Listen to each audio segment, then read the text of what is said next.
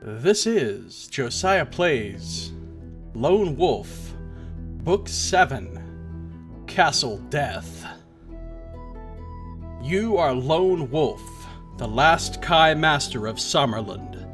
Your vow to restore the Kai to their former glory takes you to the fabulous land of Desi, a land of monsters and magicians. The sorcerers of this realm pledge to aid your quest, but they demand a price for their help. Somewhere deep within Castle Death lies a key to the wisdom of your ancestors. Will you find this key? Or will you, like all who have entered before you, succumb to the terror that stalks the dungeons of this nightmare fortress? Hello! We're back and ready to do another Lone Wolf book. We've completed the first 6 books together here in this series, and now we're going to do the 7th book, which is the second Magna Kai book. It's called Castle Death. You can see the cover art there, just off to the right. I didn't like this cover nearly as much as some of the more recent covers before it.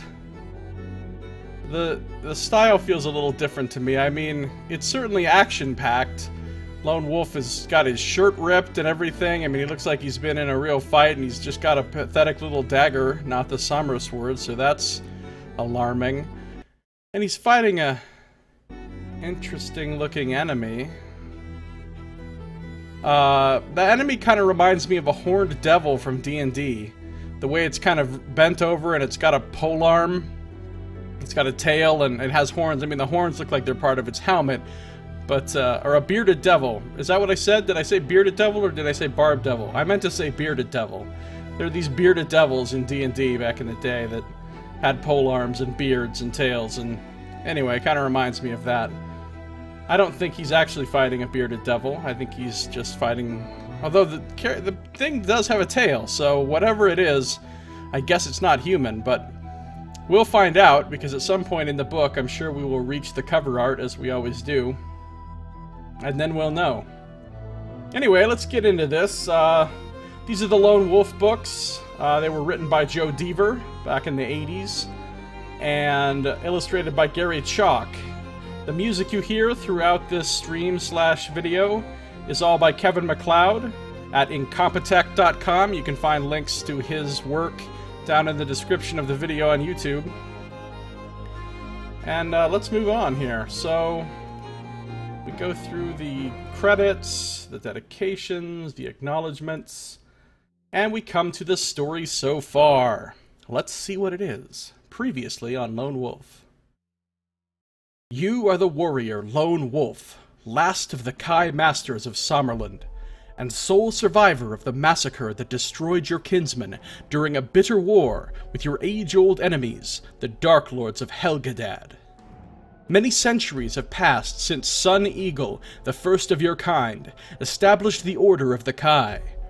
Aided by the magicians of Desi, he completed a perilous quest to find 7 crystals of power known as the Lore Stones of Nixitor. With their discovery, he unlocked a wisdom and strength that lay within both the Lore Stones and himself. He recorded the nature of his discoveries and his experiences in a great tome called the Book of the Magna Kai. You have discovered this lost Kai treasure, and have given a solemn pledge to restore the Kai to their former glory, ensuring the security of your land in the years to come. However, your diligent study of this ancient book has enabled you to master only 3 of the 10 Magna Kai disciplines. To fulfill your pledge, you must complete the quest first undertaken by Sun Eagle over 1,000 years ago. By doing so successfully, you too will acquire the power and wisdom of the Magna Kai that is held within the Lore Stone's crystal forms. Much of Sun Eagle's script had faded with the passing years, and little remained to help you find the 7 Lore Stones of Nixitor. Guided by the few words that could still be deciphered, you set out upon a journey that took you to the war-torn city of Takaro in the hostile land of Slovia, and that's what happened in our last book. There, hidden deep in the crypt of the city's cathedral, you found the first lore stone of Veretta, As you held the crystal triumphantly in your hand, its power was transfused into your being, and the location of the second stone formed slowly in your mind. Herdos. The remote township of Herdos stands upon the shore of Lake Kor, high in the Zuluun mountains of Desi. Here the Elder Magi, the magicians who rule the land, helped Sun Eagle on his quest long ago. Time has turned full circle, and once more their aid is sought by a warrior of the Kai. "Fate has brought you to us, Lone Wolf," intones Rimoa, speaker for the High Council of the Elder Magi, as you stand before them in the Tower of Truth at Elzion. "And our fate is bound to your quest." His clear voice fills the great cylindrical council chamber, and the white-robed elders gathered around you respond with one voice. "It is so." Rimoa leads you to a circular dais, set like a deep well into the green marble floor. Carefully, he kneels and touches its liquid metal surface with his gloved hand. A current flows through the shimmering metal, and, within its mirror-like depths, a strange vision slowly takes shape. You see a black-walled fortress set upon a rocky isle, its deep purple shadows reflecting in the dark waters of a moonlit lake. "You see before you Khazan-Ud. The lore stone of Herdos rests in this castle, deep within its accursed halls. We will take you to this fortress, Lone Wolf, but you must enter alone, for our powers hold no sway over the forces that command this terrible place. In the years that have passed since Sun Eagle first came to this land, a great evil has consumed Khazan-Ud. We lack the means to destroy this evil, but we have labored to contain it, to prevent it from spreading beyond the Isle of Kor. Some of the bravest warriors of Magnemund have tried, at our behest, to defeat the power of Khazan-Ud, yet all have perished. But fate now brings us a Kai Master, and our hearts rejoice, for the success of your quest will defeat the bane of Khazan-Ud, and deliver all of us from its evil shadow. A ripple of hopeful whispers arises from the circle of elders when they hear you state that you will go to Khazan-Ud. As they accompany you from the council chamber to equip you for the dangerous mission that lies ahead, you ask the meaning of the words Khazan-Ud. An uneasy silence descends on the dignified company, and all eyes turn to Rimoa. "In the language of the Psalm Landing," he says, his voice wavering, "Castle Death." Dun dun dun! Sounds ominous, am I right? I am right. Sounds ominous. Castle Death, I mean, if they named it that, that means some people have died there. That means some dying has gone on. Let's put it that way. So, we'll move forward here in a second. I need to check something on my second monitor. Just give me a moment. Kind of have to make sure the stream is actually doing what I want the stream to do. Because if it's not, my face will be sad. I will have a sad face. Okay. It looks like my face is perfectly happy. I've got a perfectly happy face. Alright, let's go on. Game rules have not changed. We completed Book 6, however, so we gain an additional Magna Chi discipline. Here are the Magna Chi disciplines. Now, we have Pathsmanship, Divination, and Invisibility. My plan at this point was to take Hunt Mastery next, and I see no reason for that plan to change. Hunt Mastery. This skill ensures that a Kai Master will never starve in the wild. He will always be able to hunt for food, even in areas of wasteland and desert. It also enables a Kai Master to move with great speed and dexterity, and will allow him to ignore any extra loss of combat skill points due to a surprise attack or ambush. Hunt mastery. Taking it. Now that does a couple of things for us, but we'll get there. Equipment. Before leaving Elzian on your quest for the lore stone of Herdos, the Elder Magi give you a map of their land. As usual, we will check out the map right now. The Magiocracy of Desi. Let me get rid of that book cover for you. It goes away at my bidding! It comes back at my bidding! It goes away again at my bidding! I feel powerful. What can I say? I know you're impressed. It's alright. I will humbly accept the praise and adulation that I assume you are now sending my way as you watch this. Humbly. Alright. Here's Desi. It's a magiocracy. Obviously, rule by mages. Looks very jungly. This is the southeastern part of the northern sort of continent of Magnamon. There's two continents basically that are right next to each other. They're only separated by a narrow channel, but they are separate. And this is the southeast corner of the northern one. If you look up here, you see Vasagonia, which is where we were in Book 5. We were up in the northern end of Vasagonia, so we would have been up here somewhere if the map went that far. So all of these maps kind of barely connect to the other maps of the places we've been before. This is south of where we were in Book 5. Here's Elzian. That's the place where we start off, where our character is currently. And there's Khazan-Ud on the little island in the lake there. It's a little castle. It doesn't look that deathly on the map, but I suspect it will be worse when we actually get there. Alright, so there's the map. Pretty cool. Return book cover. Pretty impressive, I know. Okay. They also give you a pouch of gold. To find out how much gold is in the pouch, pick a random number. I got a 4. Add 10. That's 14 gold crowns. I can only carry 50, but I can store extra at the monastery. They gave me 14. I can only take 4 of those. You know, I think I'm actually going to put 6 of my crowns in storage, as well as those 14, so that'll be 20. I'll be carrying 40, and I'll keep 34 at the monastery. That way, if I find some crowns, you know, early on or whatever, I can actually take them, instead of saying, oops, I already have 50, I can't take those.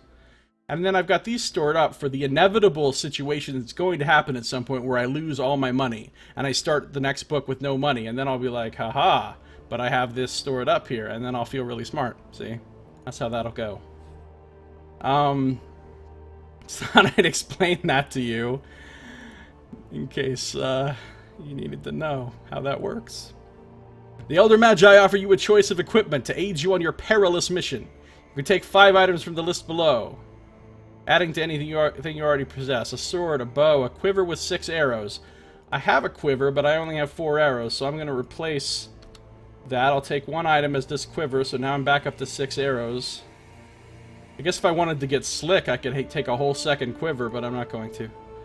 A rope, I've already got one. A potion of Lomspur, I have one of those, plus another thing that'll heal me. A lantern. Intriguing, but I've got a torch and a fire sphere, so I'm good. Meals, daggers. Now here, this looks cool. 3 fire seeds. When thrown against a hard surface, these fire seeds explode and burn fiercely. I'll take those.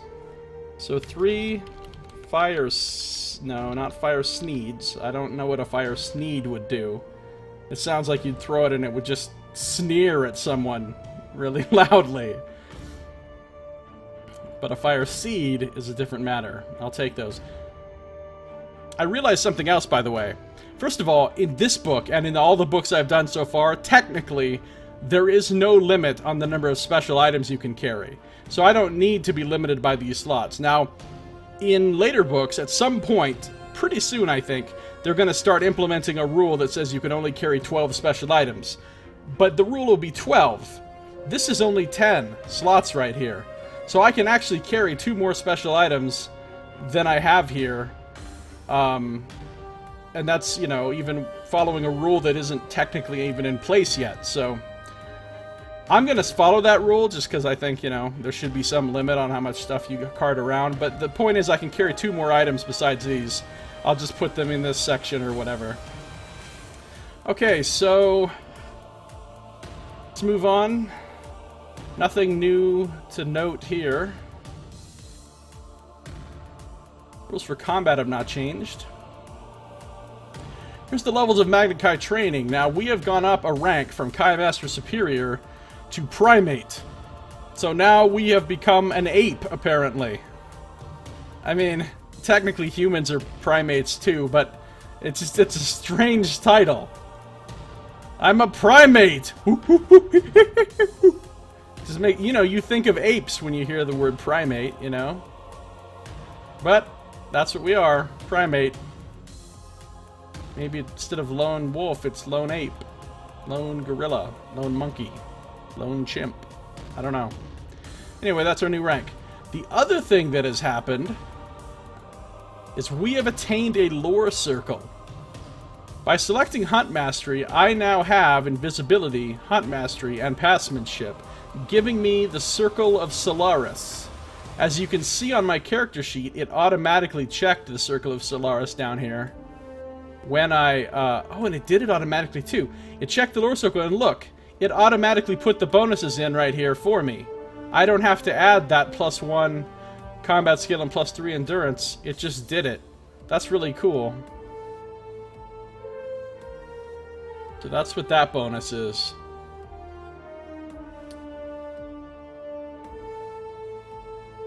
So that is all we need to do with our character. I think we are ready. Oh, improved disciplines, though. Now that I've reached the rank of Primate, some of my disciplines have improved. I don't have that, I don't have that, I don't have that, I don't have that, but I have Hunt Mastery. Primates with this skill have a greatly increased agility and are able to climb without the use of climbing aids such as ropes, etc. So that might come in handy. I've got great climbing skills all of a sudden. That's awesome. Okay, moving forward. Magna Kai Wisdom, your quest for the Lore Stone of Herdos will be fraught with danger, for the fortress of Khazad-dûm has a dark and sinister reputation for being the ruin of many a brave adventurer. Okay, good to know. The rest of this is basically what it says every book. And we're ready to actually start now. Section 1. That's where you start, at the beginning, number 1.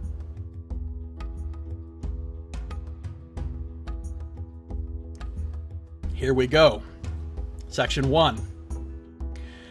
The hours leading up to your departure from Elzian are spent checking and double-checking your equipment and provisions. But, no matter how hard you try to concentrate on these preparations, your mind is constantly invaded by the shadowy image of Khazad-dûm, an image identical to the vision that appeared the previous evening in the well of the council chamber. You are filled with a deep dread as you contemplate the probable sight of your own grave. However, coupled to this terrible sense of foreboding is a far greater and irresistible desire to discover the Lore Stone of Herdos. Shortly before dawn, your thoughts are disturbed by a knock at the door of your chamber. It is Ramoa. The time has come for your mission to begin.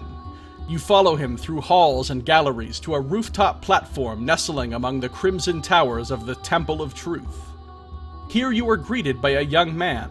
He is tall and dark-skinned, with plaited flaxen hair and sharp cat-like eyes, and he wears the gold and scarlet tunic of a vaqueros, a warrior magician of Desi. "Hail, Paido!" says Ramoa, bowing to this proud young man. "Hail, my lord Ramoa," he replies respectfully. "We are ready to sail." The first rays of the dawn light shimmer along the golden hull of a magnificent sky ship that hovers above the rooftop platform. As the hum of its powerful engine rises, you thank Ramoa and bid him farewell before following Lord Paido to the boarding ladder at the edge of the platform. Once safely on board, the skyship rises into the chill dawn air, and Lord Ramoa and the Tower of Truth shrink swiftly beneath its golden keel. You look down with growing fascination as the sleek, bat-winged craft passes over the circling waters of the Elzian Canal and speeds northwards, above the jungle of central Desi. As the gray chasm of Gorgoron looms into view, splitting the emerald green land like a deep and terrible wound, Lord Pydo joins you at the rail. Time passes in conversation, and you learn much about the people of this untamed land and their history. You learn that the Elder Magi are all that remain of a race of great magicians who ruled Central Magnamund many thousands of years ago. They were wise and powerful, and their leadership was great until their numbers were decimated by a plague that swept across the world. Those who survived sought refuge in Desi and have lived here in the mountains and the jungle ever since. The Vaqueros are native soldiers of Desi who have been taught the art of battle magic by the Elder Magi to help them defend the northern border against invasion by the warlike Vasigonians. We've had some conflict with the Vasigonians. Can confirm they're warlike. When you tell Lord Pydo of your own past battles with the Desert Warriors, you sense a sadness within him. "How I wish my brother Cassin were here with us now," he says, staring thoughtfully toward the distant horizon. "He could tell many a brave tale of the great desert wars." You ask what has become of his brother. There is a long pause before he replies solemnly, "Kazan Ud." The land of Desi is now spread out beneath you like a gigantic map. To the northwest, you can see the foothills of the Carcos Range, and a faint, ribbon-like glimmer that is the River Doi. To the east, a bank of gray storm clouds advances unchecked across a sea of jungle vegetation. Shortly before noon, you sight your destination. The low-domed buildings of Herdos appear on the horizon, followed by the waters of Lake Kor, and a blackened finger of rock upon which sits Kazan Ud. Even at this great distance, the awesome sight of the terrible fortress sends a chill along your spine. Lord Pydo orders his crew to prepare for landing, and within the hour, the great skyship is casting its shadow upon the flagstones of the Plaza of Herdos. You are welcomed by Lord Arden, Elder of Herdos, and a detachment of his Vaqueros guards. They escort you through the streets of the ancient town, past the tiny stone-walled dwellings of fishermen and miners, to a quay where a glass-domed tower several stories high commands access to the busy harbor. As you enter the tower, you notice that the glass dome radiates a greenish light that, in spite of the blinding glare of the midday sun, can be seen quite clearly. Later, as the sun sinks slowly behind the peaks of the mountains, the light emanating from the tower becomes more visible, covering Lake Kor with an umbrella of ghostly luminescence. Lord Arden explains.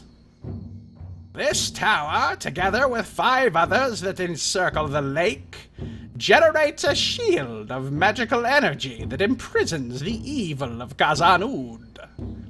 No creature, living or dead, can enter or leave the Isle of Kor so long as our shield remains intact.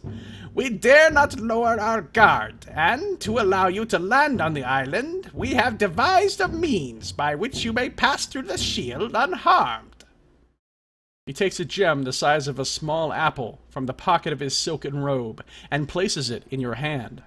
It is a dull, translucent red, but within its core a swirling mist of glittering sparks flickers with gold and silver fire. "It is a power key. Guard it well, for so long as you possess it, you may fulfill your quest. Lose it, and you will never escape from the Isle of Kor." Mark the power key on your action chart as a special item which you carry in the pocket of your tunic. I'm going to write it down here. Power key.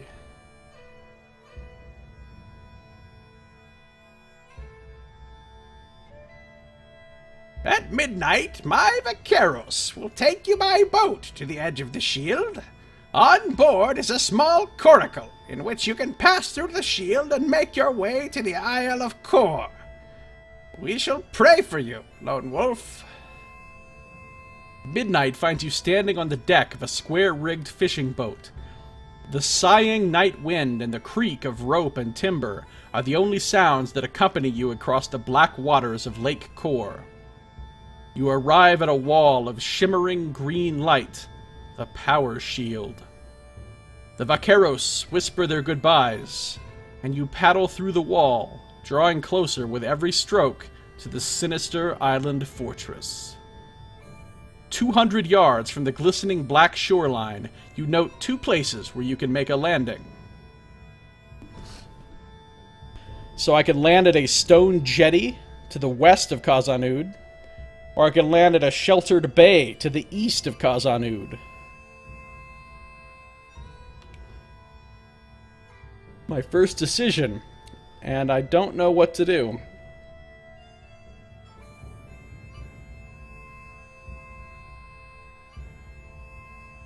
So, I think I'm going to try the bay. The jetty sounds like a little too obvious, like it could be a trap.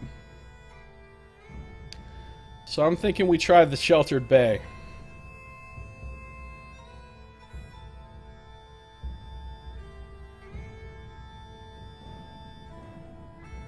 Vivid green flashes of forked lightning and the rumble of distant thunder add menace to the towers and sheer stone walls of Khazad-dûm. Many of the roofs and turrets are in ruin. Their twisted beams and floors lie open to the sky, giving the fortress a burnt-out and deserted appearance. As you approach the tiny bay, which is tucked inside the shelter of a horseshoe reef of jagged black rocks, your eye is caught by the glow of tiny red lights moving in the shadows at the base of the fortress wall. You notice a dry hollow among a group of rocks close to the shore that offers an ideal hiding place for your little boat. Silently, you disembark and drag the coracle up the beach towards the rocks. Seconds later, you are halted dead in your tracks by the sound of muffled squealing. Sweat breaks out on your brow when a flash of lightning reveals scores of small red eyes close to the sand. A seething flood of rats, each as large as a puppy, but gaunt and half-starved, is scurrying down the beach towards you like a torrent of black water. Wow, that's evocative. I can really picture that. A torrent of rats, puppy-sized rats coming at us. With pounding heart, you search for some means of escape from this ravenous horde of squealing, snapping rodents.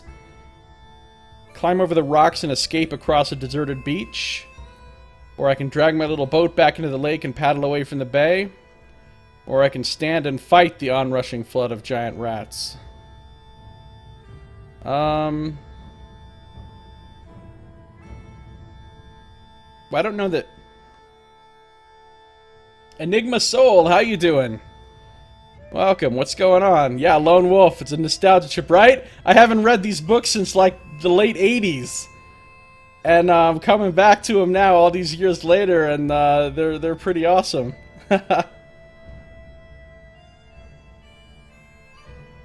So, am I going to fight some rats, or run away from some rats, or get back in the boat? I don't think I want to get back in the boat. That doesn't seem like the best plan.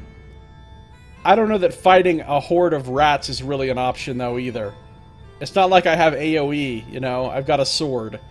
You'd have to individually hit each rat, and they could just swarm you, and it would be bad.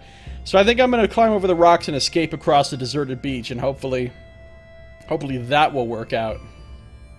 Here we go. Sit down, sit down, sit down, you're rocking the boat. Yeah, I do that. Here we go. A new sound is added to the terrible squeals of the hungry rats. The sound of splintering wood. In less than a minute, your small boat is completely devoured, leaving no trace of its ever having existed. The jagged rocks cut into your hands and knees, but you are oblivious to the pain as you clamber across them to the beach beyond. You set off at a run, but the fine black sand closes around your ankles, and your legs ache violently with every desperate step. And there's a picture of a very fiendish-looking rat. That rat right there would win a staring contest. You can just tell. That thing is a staring contest veteran. A glance over your shoulder warns you that the pack is gaining ground rapidly. They will be on you before you reach the rocky base of Khazan-ud. Then suddenly the squealing stops. The black tide has halted at the edge of the beach. Their white teeth snap on empty air, and hungry eyes watch your every movement, but every single one of them is rooted to the rocks. As you turn to make your escape, you wonder why the rats no longer pursue you. Less than 10 feet ahead lies the horrific answer to your question.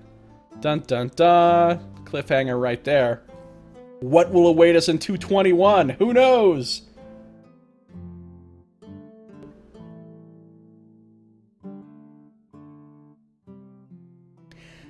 You said it could win the staring contest because it doesn't have eyelids. I know, right? That thing, it doesn't need eyelids. It's just, I mean, it's got some serious claws on it, too. This is some sort of devil rat. Alright. Horrific answer to our question. Let's check it out. Oh, shit. I don't like the looks of that. A great toad-like face stares unblinkingly into your eyes as it emerges from the shadows to bask in the green light that illuminates the beach. Its body, pale and bloated like a huge fat worm, slithers into view, and you shudder at the sight of the open sores that disfigure its skin. Here's a close-up of what the hideous creature looks like. Looks kind of like a cross between a toad and like a giant worm, except it has leprosy or something. It's kind of gross. Toad doesn't have eyelids either, right? Yeah, dictating membranes, totally. Maybe it's just looking for medicine. A ghastly noise echoes from deep within its open mouth as it rears up to attack you with a razor-sharp tongue. Due to the surprise of its attack, you cannot make use of a bow. Alright, I can't use my bow, that's fine. It's a Zagothal, and it has quite a significant piece of combat skill here. They're jumping right in with a hard fight right out the gate. This thing isn't playing. You think it's the caterpillar from Alice in Wonderland? I don't know, that thing's a little bit more fiendish looking than the caterpillar. It's not smoking a hookah. You know, it's got spikes sticking out of it. Zagothal, you remember that guy? He owes you $20? Well, let's see if I can get your money back from him. Let's fight this thing. Here we go, 29 combat skill, bring it. It doesn't say he's immune to Mind Blast, so I'm going to Mind Blast him. That will put my combat skill 1 up on him. Alright, let's see how this goes. It says I can evade combat without losing endurance if I have invisibility, which I do. But I'm not a guy who evades combat. I win combat. That's, you know, different people do different things, RE combat. Some people evade it, I win it. Except for that one time when Dark Lord Hakan killed me. I lost to him, admittedly. But other than that, here we go, round 1. I lost 4, it lost 5. I guess that's better than nothing. Round 2. I lost none, it lost 11. Now that's what I'm talking about. A singular strike! I just brought a little bit of Darkest Dungeon into this. 29 and 12. Round 3, let's go. Oh! And I take it the rest of the way out! Without getting hurt anymore. I only lost 4 endurance, and I killed that big bastard. That is what I am talking about. Thank you. I'm a primate, son. Don't you know? I'm a primate. I can climb and shit. Alright, I won the combat. Let's see what happens. Whoa. Hold on 1 second.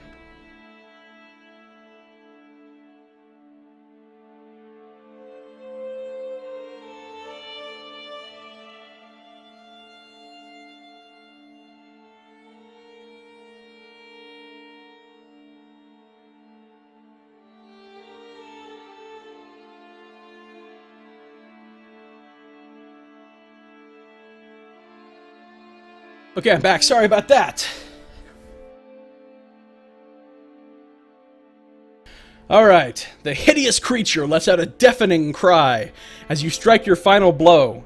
He crashes to the ground, displacing a ton of sand. Hopefully not literally a ton of sand, because that would be a ludicrous amount of sand, and I would probably die from all the sand up in the air and stuff.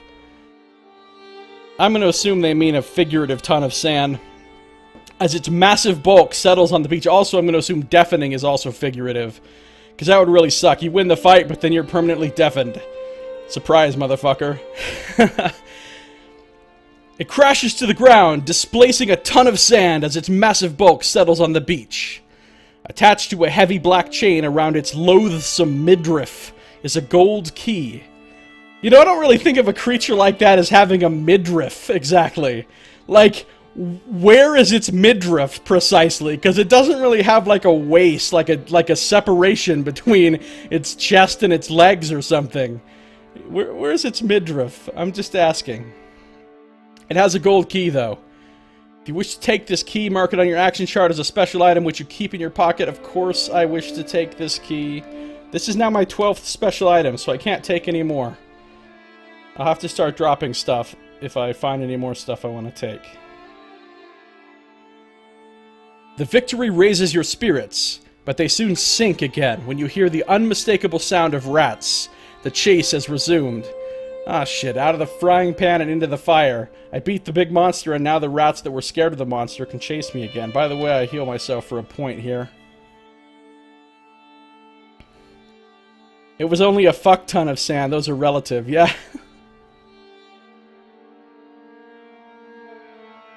Alright, here we go. Rats are chasing us.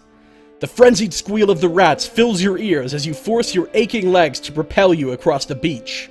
Beyond an outcrop of pitted stone, a stream cascades down the sheer rock wall, cutting a deep gully across the beach as it flows into the lake. Spanning this gully is a natural bridge of stone. Its center is very thin and narrow, and as you near the bridge, you fear it is too thin to support your weight. Alright. I do have the Magna Chi discipline of divination, so let's use it. You sense that the bridge is strong enough to support your weight, so long as it is not subjected to any sudden or violent shock. Such a shock could easily open up one of the many cracks that riddle its core. Forewarned by your Kai mastery, you step onto the bridge and advance carefully. So apparently my divination skill also covers, like, engineering knowledge. I can assess the structural capacity of things. I can heal myself a little bit more too, is what I can do. Alright, I'm advancing carefully on the dodgy bridge. As you reach the center of the bridge, the leading rats are flowing up the slope of the arch. You turn and confront them, drawing a weapon in preparation for a fight to the death if necessary. As they swarm nearer, you lash out, cleaving them from the narrow apex to fall splashing into the torrent of water below. With your third blow, a shudder runs through the stone, causing you to stagger and fall. You land on the opposite bank, winded but otherwise unharmed. A loud crack fills the night, and the whole center section of the bridge collapses into the gully with a tremendous splash. Safe now from the ravenous rats, you can afford to continue along the beach at a less punishing pace. Lone Wolf gets up and totally pretends like he did that on purpose, by the way. Like, I struck the bridge that way to cause it to collapse on purpose. That was all part of a plan. I'm a Kai master. That's how we do things. I did not just fall, quote-unquote. I expertly destroyed the bridge while getting myself off of it safely. Thank you.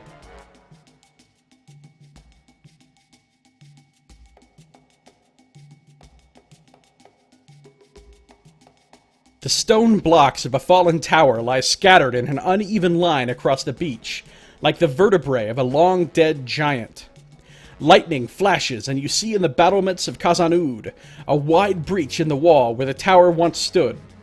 A stone staircase rises from the beach to the top of the ruined wall, but sections of it are missing, presumably torn away when the tower collapsed. I can attempt to climb the stairs, or continue along the beach. Pee-wee mode. I meant to do that. Yeah, right, Enigma Soul? Exactly. I don't know that this seems like a good entrance to the castle to me. I kind of feel like I should continue along the beach. I'm not really feeling these dodgy stairs to a dodgy crumbled wall. I'm continuing along the beach. Shortly, you arrive at another stone staircase. This one is intact, however, and ascends to a cave-like entrance in the sheer rock wall. You cannot follow the beach any further, for a salient of the wall blocks your way. Moreover, the weather is getting worse with every passing minute, and you need to seek shelter from the coming storm. By the time you have climbed all the way to the cave, the storm has broken. As you stand in the entrance, the rain-filled wind lashes you mercilessly, and the ground shudders with every clap of thunder. The faint green glow of the power shield is the only source of light, and you enter cautiously. You are soon swallowed up by darkness, and your progress becomes painfully slow. I have a cult fire sphere and a torch, so, you know, I'm prepared. What am I, a noob? You think I haven't done this? This is my 7th book, kids. I've done 6 books. I got this shit. Like I'm gonna come up in here with no light. It's Lone Wolf, not Baby Wolf.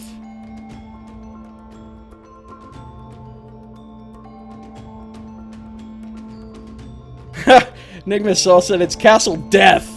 Pretty sure there's no such thing as a good entrance. Alright, you've got a completely fair point there. That's true. All the entrances are terrible, but some are less terrible than others. As the glow of your light fills the cave, you notice that the uneven floor is covered with chunks of moldering rubble, spattered with blotches of dried blood. You are about to investigate a narrow tunnel that winds deeper into the solid black rock when your Kai instincts alert you to a shallow step that crosses from one side of the cave to the other. A closer look reveals the step to be a perfect square of marble that covers the first 10 feet of the tunnel floor. Do I want to jump across the slab, enter the tunnel by walking across the slab, or prod the slab with a weapon to test for a trap? I'm kind of feeling the first option here, but it could be that that's what they want you to do, and when you do that, the trap gets you, you know, from where you're standing or something. I don't know. It's kind of a tough call.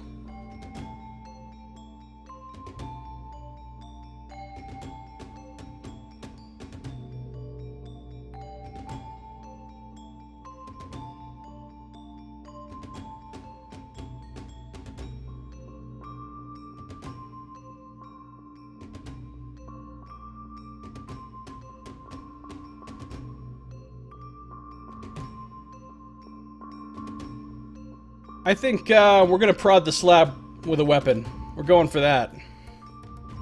I would like to announce that I am not prodding it with the Sommer sword, though. I'm prodding it with my jeweled mace, because I don't want to lose this sword under any circumstances.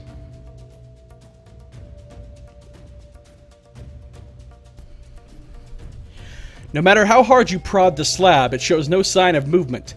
But your probing does uncover something previously hidden beneath the dust. Carefully, you scrape away the grime until the outline of a coiled snake is revealed. I like snakes. Etched deep into the dull gray marble. Carved in the center of its scaly coils is the number 123. Most fiendish password ever. Carved into the rock is the password. Password. Alright. Let me write down this difficult-to-remember code. 123. Make a note of this number. It could be of use at a later stage in your adventure. Chimerical Jim, how you doing? Good to see you. Team Weapon Prod, yes. Team Weapon Prod it is.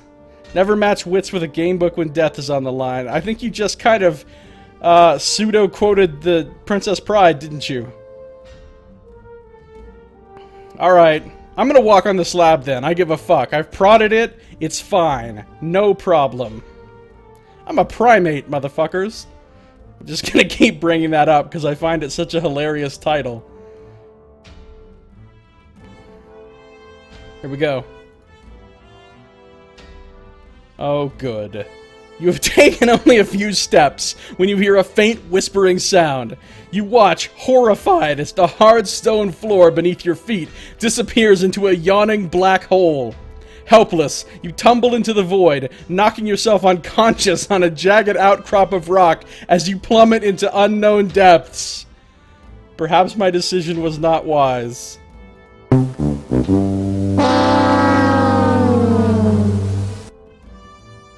Alright, I just knocked myself out falling down a thing after I boldly strode onto it talking about, I give a fuck, everything will be fine.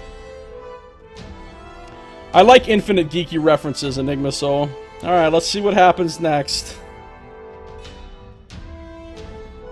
You regain consciousness with a start, reaching instinctively for your weapon, lest danger be waiting to greet you. A dull throbbing fills your head as you sit up to take stock of your surroundings. You find yourself on top of a mound of rotting vegetation, stacked high in the corner of a shadowy chamber. A harsh reptilian odor fills your nostrils, the unmistakable smell of snakes. As your vision clears, you notice, amid the slime that covers the floor, what appear to be undigested human bones. A ribcage, 2 skulls, and several vertebrae are illuminated by a shaft of light that descends from a grate in the ceiling. It flickers, and, for a second, you catch a glimpse of a skull-like face through the iron bars. Well, that's creepy. Fear wells up inside you as a chilling laugh pierces the silence. But it is not a sound of a cruel, inhuman laughter that freezes your blood.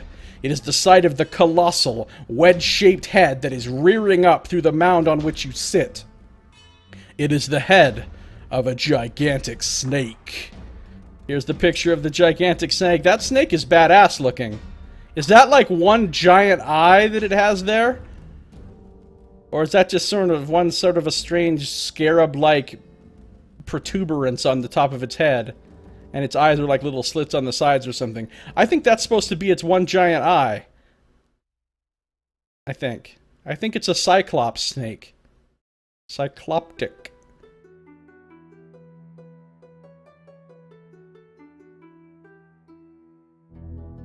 You leap to your feet and run to the far corner of the chamber, your heart pounding loudly in your ears. The snake rises up almost to the ceiling, its forked tongue flickering angrily below a single yellow eye, which is set deep in the center of its green scaly head. That answers that question. Once more, the chamber echoes to cruel laughter as the monster shakes off its rotting nest and slithers forward. It's a masquerade mask. It intends to go to the ball later. Yeah, it's just waiting for its date. Time to get primitive. Alright. I was about to be like, yeah, I have the discipline of animal control, but then I remembered I don't. I have the Kai discipline of animal kinship, but that is not what it's asking for. It wants, like, cool, like, upgraded animal stuff, which I don't have. I do have a bow. Do I want to shoot that thing right in its giant, vulnerable-looking eye with my bow? I think I do. Yeah, I think I do. Turn to 7, that's my lucky number anyway. So, you know, nothing can go wrong here. Just like when I stepped on that slab. To your horror, you discover that the quiver is completely empty. Your arrows have fallen out and lie buried in the nest of vegetation upon which you awoke. Erase these arrows from your action chart. God damn it! Why? Everything just works against me. This is like that time in Book 2 when I lost all my stuff. Except it's not as bad, because just my arrows, but... Fine, I want to pull out my quiver. I want to pull out my quiver and beat the snake in the eye with my quiver. That's what I want to do. Bow, bow, bow, its throat piercing through the flesh. Bloodily, bloodily, bloodily, bloodily, leaving behind a mass. Hey, that's a pretty good impromptu little song you just came up with there, Enigma Soul. With a cry of frustration, you shoulder your bow and unsheath a hand weapon, the summer sword, motherfuckers, as the snake draws itself back in preparation to strike. Alright, let's do this, snake. I fear no snake. 60 endurance is kind of ridiculous, but alright. The snake reveals its fangs, like great curved broadswords glistening with venom. They shine coldly in the light that pours down through the grating high above. You grip your weapon, bracing your back against the wet stone wall and waiting for the right moment to strike. As the monstrous head sways awkwardly from side to side, you catch sight of a small tunnel cut out of the far wall, which was previously hidden from view by the snake and its nest. Your spirits are raised by the possibility of escaping from this nightmare, but first you must fight this hideous creature. And it says, oh, if you still have any arrows, they've fallen out, you must erase them. So even if you didn't try to use your bow, they're going to take your arrows. Ooh. Venom, huh? Unless you have the Magna Chi discipline of curing, double all endurance points you lose during this combat due to the venomous bite of the monster. Well, that is rude. Okay. I'm a little concerned about this thing. I'm taking double damage and it has 60 endurance. That's rough. It's officially rough. Well, let's do this. Combat skill 22. It's not immune to Bind Blast, though, so get some of that. 60 endurance is more endurance than anything I've ever fought. I'm going to turn my EP loss multiplier to 2 here. And we'll go for this. Round 1. Let's see what happens. I have 33. It has 60. Ah! Eat some of that, motherfucking giant Hactaraton. You sound like a Pokemon monster. Hactaraton, I choose you to die. As I just rammed the Summer Sword straight up in its eye. One-shotted. One-shotted. I lost 0 endurance. It lost all 60 in the first round.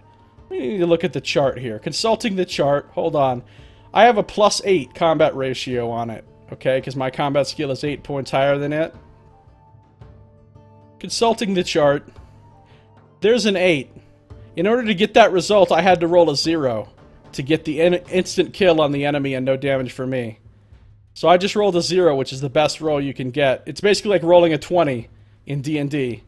Critical hit! Nice. Got lucky there. Double the endurance points of that, motherfucker. Alright. Glad we could have this talk. Giant Hactaraton. Yeah, 10% chance of one-hit kill. And you only get that chance for one-hit kill if you have way higher combat skill than the enemy. If you have way lower combat skill than the enemy, they get, you know, chance to one-hit kill you. Which is obviously not great.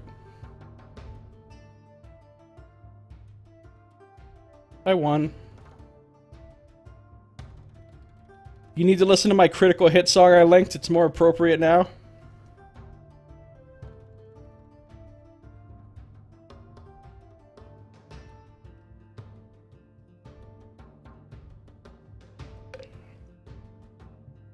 Alright, I won the combat.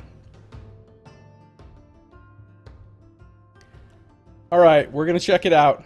We're gonna check it out.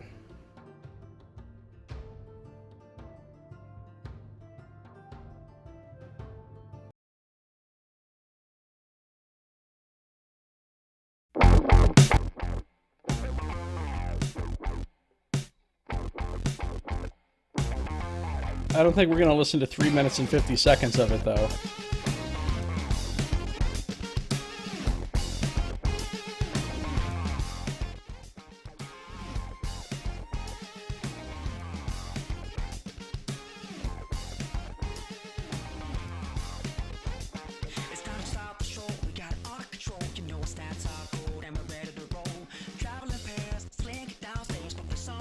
Someone's gonna be lonely at the masked ball tonight?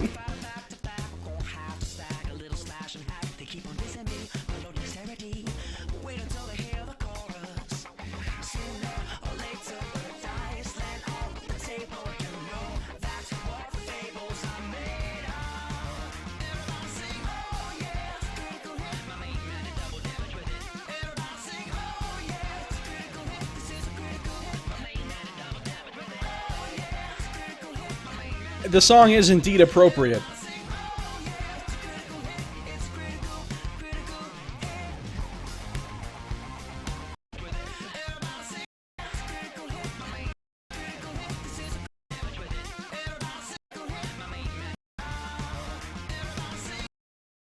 Alright, I've got that queued back up at the chorus in case I need it again. I'm prepared. Okay, let's go on. After our incredible, epic victory over the giant Hackteriton. Let's turn to 21.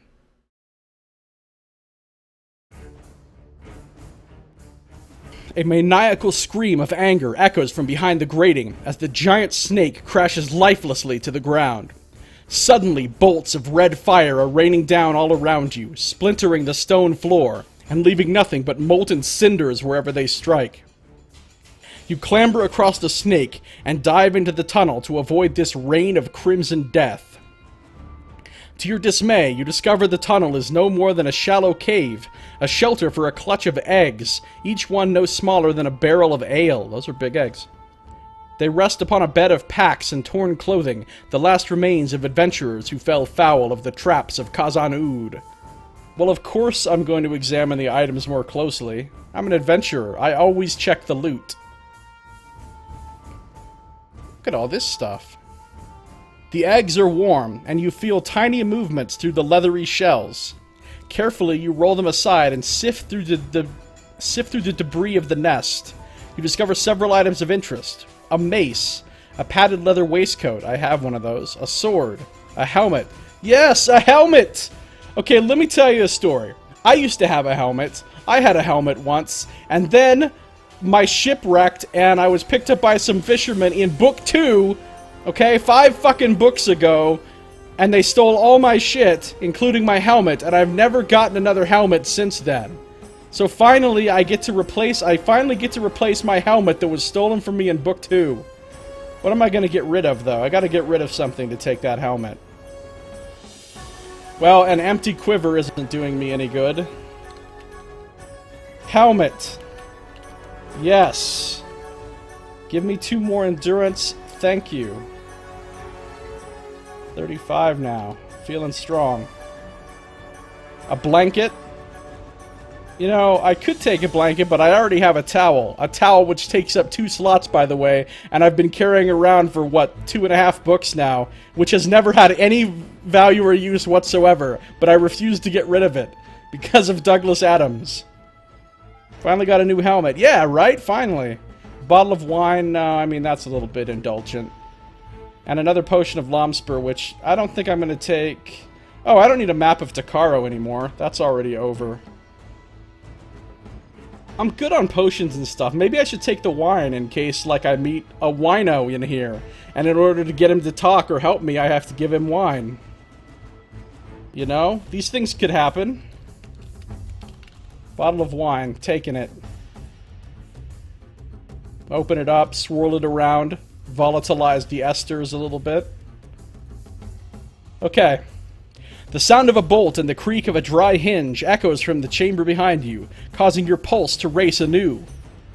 Pick a random number and see if you get screwed or not. I got a 7. Let's see what happens.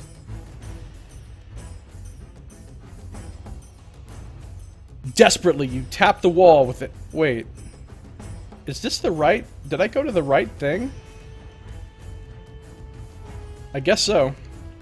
Desperately, you tap the wall with the hilt of your weapon, praying for the dull, telltale thought of a thin or hollow partition through which you might effect an escape. The walls yield no such sound, but in the roof you discover an old trapdoor hatch, sealed off with bricks and mortar. The faint glimmer of light seeping through a hairline crack fills you with renewed hope. With a flurry of blows, the mortar crumbles and the bricks split and fall. Without waiting for the dust to settle, you climb through the jagged hole and emerge into a hall that is filled with a damp and earthy smell. 2 rows of great stone pillars support the roof, and a huge granite sarcophagus stands in the center of the floor. Well, I'm sure that bodes well. That's not ominous at all. From within a black tunnel to your right, you hear the clanking of armor and the sound of approaching footsteps. Maybe it's a helpful paladin coming to lend me his aid. You never know. It could be.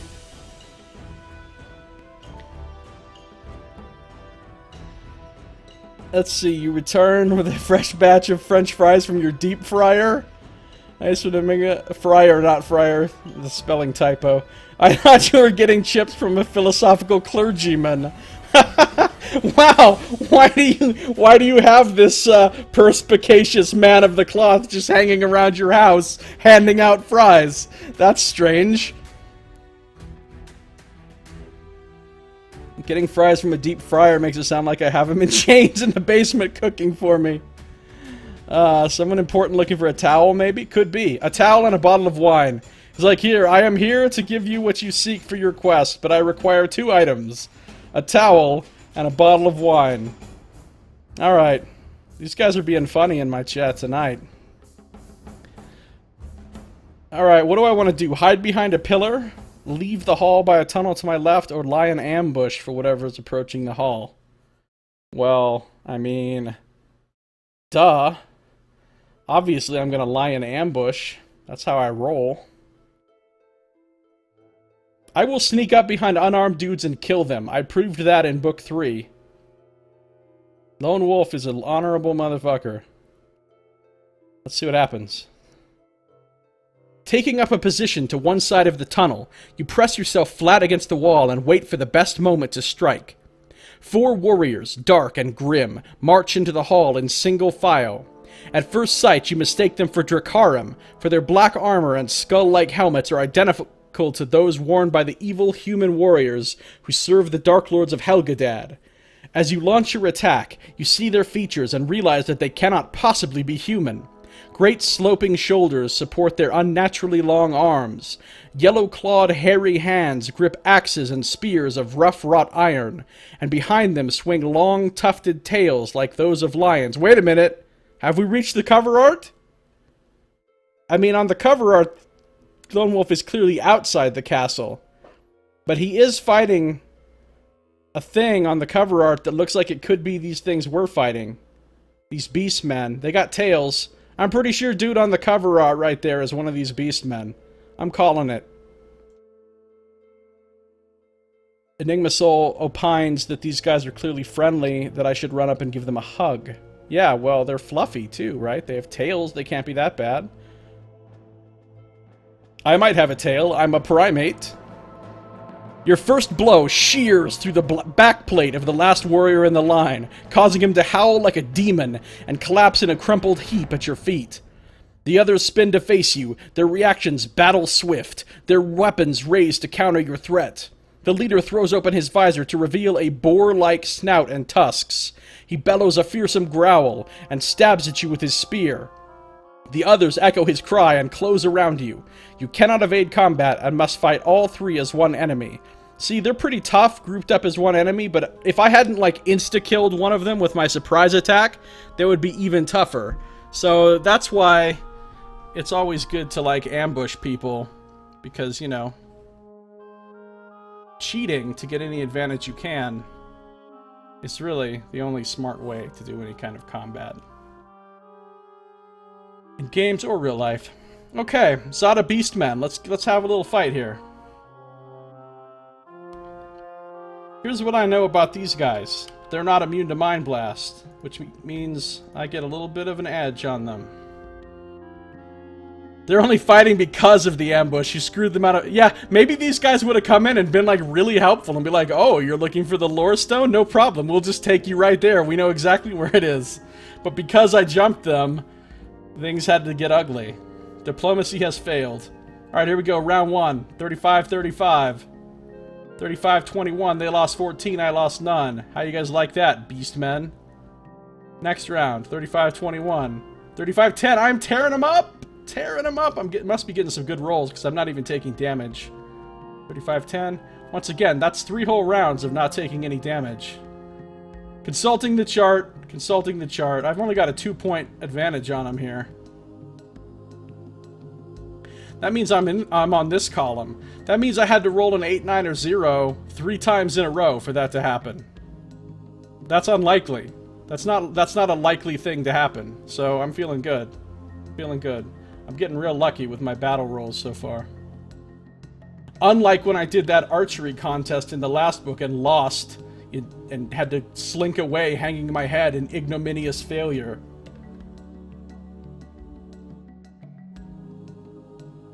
Alright, I win. Thanks for playing, Zada, Beastmen. I cut off their tails after they're dead, just out of sheer spite. Swiftly you search the bodies of the slain Beastmen, looking for anything that could shed some light on the mysteries of the fortress, but I have a torch that can shed some light on them. Never mind. After emptying their packs and pockets, you sift through the following items. 2 axes, 1 bow, 2 spears, a quiver with 4 arrows. Oh, I could get some arrows back. Enough food for 4 meals, a pouch of herbs. Ooh, a pouch of herbs sounds like it would be useful. And a flask of wine.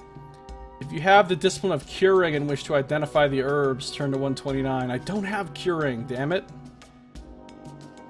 Alright, let's take a look at the old inventory here. I know the wise thing to do is get rid of this towel, but I'm not going to do it. I'm not going to do it. The only 2 things I'm carrying in special items that might not ever be useful are the prism and the brass whistle. Everything else I basically have to keep.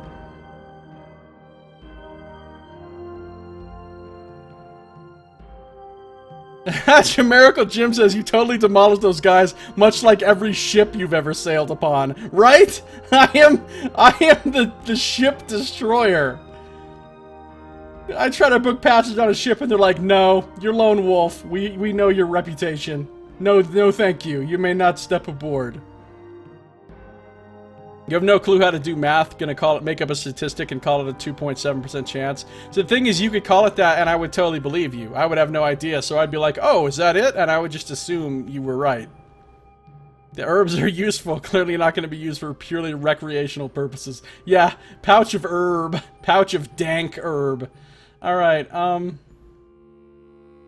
it's medicinal, guys. Alright. What am I going to get rid of?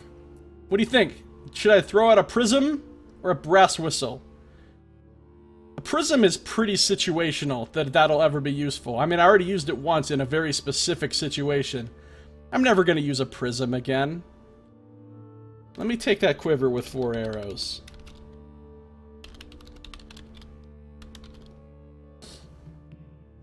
Brass whistle, there's more times when you would want to use that in theory.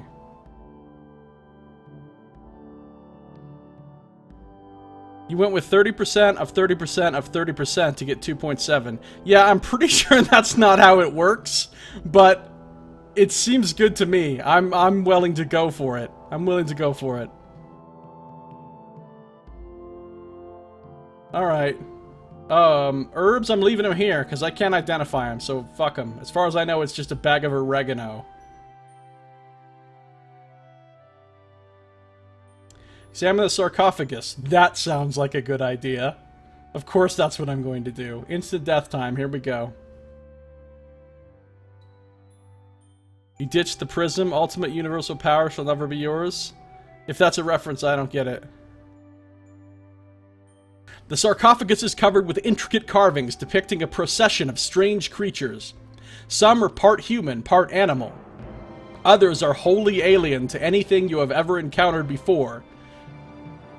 One carving in particular holds your attention. That of a snake, coiled around a row of 3 stone buttons. It reminds you of a lock designed by the locksmiths of Homeguard, the capital city of your homeland. Your keen eyes are drawn to a faint crack that runs vertically through the stone. You follow the line of the crack and discover that it marks the outline of a concealed door. A door to the sarcophagus we're talking about, right? See, this is how they trick you. They want you to open the sarcophagus because there's an evil death being in there that's just waiting to come out and suck my soul. But they know that you're going to be clever and not want to open it because of that. So what they do is put a hidden door on there, and they hide it just well enough that it seems really hidden, so that you think, oh, I found this hidden door. They don't want me to open this, so I'll open it. But it's actually not quite hidden enough that you won't find it, just so that you will find it, and they've tricked you into opening it. Clearly, I cannot choose the concealed door in front of you.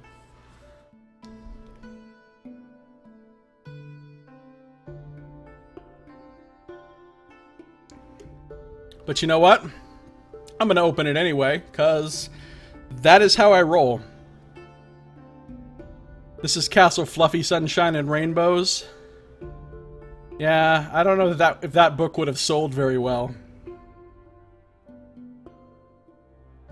Let's open it. Oh, shit. Wait, I already know the code, right?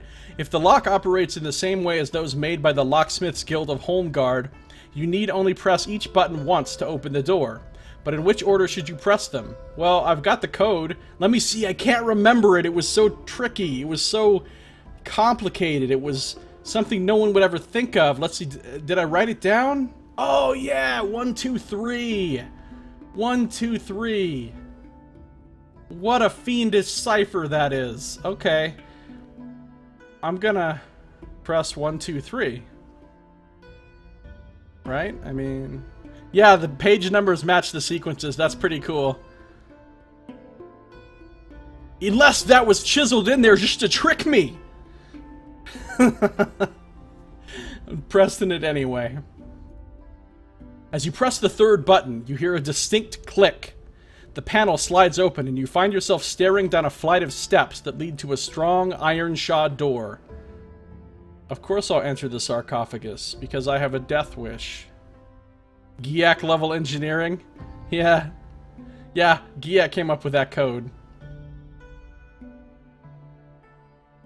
To your relief, you discover that the door is unlocked and unguarded. Beyond it, a torchlit corridor descends through a series of deserted chambers, each one defaced by years of neglect and decay. Rotting curtains and moldering furniture are all that remain of a sumptuous abode, a luxurious underground retreat for the Lord of Khazan-Ud. You are about to enter another of these chambers when the sound of muttering stops you dead in your tracks. 3 spindly-limbed creatures are seated at a table in the center of the room. They chatter excitedly, in a language that is alien to your ears, and point with slim, green fingers at a parchment spread out before them. They wear long, hooded robes of purple silk, and appear to be unarmed. The hell are these things? This is Lone Wolf's, basically, this is my fucking modus operandi right here. A surprise attack on unsuspecting creatures. Ah, get 'em! However, as it turns out, just this book with my selection of power, I did complete the Lore Circle of Solaris. Thank you very much. And I'm feeling so smart for having done so now. Just an evil death chamber, yeah. So let's Solaris this up. You know, what are the odds? You've only been able to select 4 abilities by now if you completed both books out of 10. So let's get some more Enigma Soul math going here. What are the odds that you would have just selected those 3 out of 10 to have completed that by this point in the book, you know? I think the odds are low. Turn to 244. Your mastery of this lore circle enables you to understand the creature's strange language, and from the shadows of the entrance you listen intently to their conversation. Repairs in the central shaft are nearly finished. In 3 suns' time we will be able to continue, Comments a reedy voice. We cannot wait that long, Interrupts another, its voice deeper and angrier in tone. Lord Zada ordered the tunneling to begin again without delay. We must obey his command. But the risks are too great, Retorts the first voice. We lost 100 slaves in the flood. Next time we may lose more than just slaves. 110%, sounds legit. I'm not sold on that voice, really. Not feeling it. I'm not feeling it. I need another take. Repairs. Lord Zada, he must be who's running this joint. Risks, losing slaves. I don't like things that have slaves. As a rule, I'm anti-slaves. I mean, I'm not actually anti the slaves themselves. I'm anti the people that have the slaves. A noise in the corridor alerts you to approaching danger. A patrol of armored guards is heading in your direction. Sneak through the chamber and attempt to reach the opposite corridor unseen, or hide in the shadows of the doorway. I'm gonna hide in the shadows of the doorway. I want to see what's gonna happen. I want to observe some more stuff here. And if need be, kill everyone in the room. I am a primate, after all. Just apropos of nothing. Okay. The patrol comes to a halt less than 10 feet from where you are hiding. The leader grunts an order, and one of the black-clad armored guards takes a flint from his pocket. He strikes it and sets light to a tar-coated torch fixed to the wall. The torch sputters into life, and you are caught in the glare of its vivid yellow flame. Yeah, but invisibility? I got invisibility marked on my shit. Does invisibility not mean what I think it means? Because I'm pretty sure it means not visibility. Apparently I don't get to use invisibility here. Fine. I have a bow and fire at the guards before they react. Attack with a hand weapon, or run away like a scared person. Well, I'm not really concerned about these guards, to be honest, given how easy the last group was to kill. I don't need to waste an arrow. I'm just gonna bust out the Sommer Sword and start hacking dudes up. You leap forward and strike left and right, ripping through the startled guards and meeting little resistance. 2 fall and a third steps forward, his sword yet to clear his scabbard. You hit him below the chin and see his beast-like eyes roll up in sudden agony as blood gushes from under his helmet. As he sinks, gurgling to his knees, we got another gurgle. You see the 4th warrior disappearing down the corridor, his cries of alarm reverberating along the passage. God damn it, we got a runner. He's gonna pull like 3 more packs of mobs and they're all gonna come in here at once.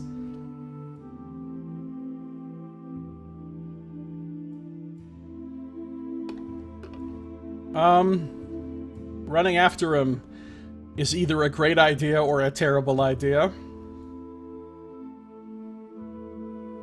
Well, I'm gonna do what a primate would do and run after him. What are the weird creatures at the table doing during all this? Are they all just like totally blasé about it? Like they're not even interrupting their conversation? There's just mortal combat happening in the room right next to them and they don't even care? Alright, let's run after him. Suddenly, the corridor echoes to the clangor of an alarm bell. A solid sheet of iron crashes down from the ceiling to seal off the chamber behind you, and in the murky distance you see a similar barrier descending in front of the wooden door by which you entered. Turn to 37 sounds ominous right now. I don't see 37 being a good thing for me. This isn't gonna go well. Here we go. In a matter of seconds, the exit is sealed off completely.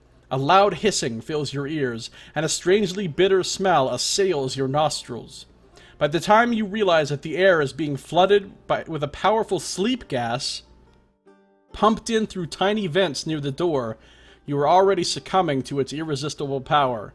Alright, I don't like this. I don't like the way this is going. Both primates and wolves chase their prey, so it has to be done. I know, right? It's like it has been ordained in prophecy. I don't like this at all. Sleep gas is bad. You know what happens when sleep gas? You wake up and all your shit is gone, is what happens.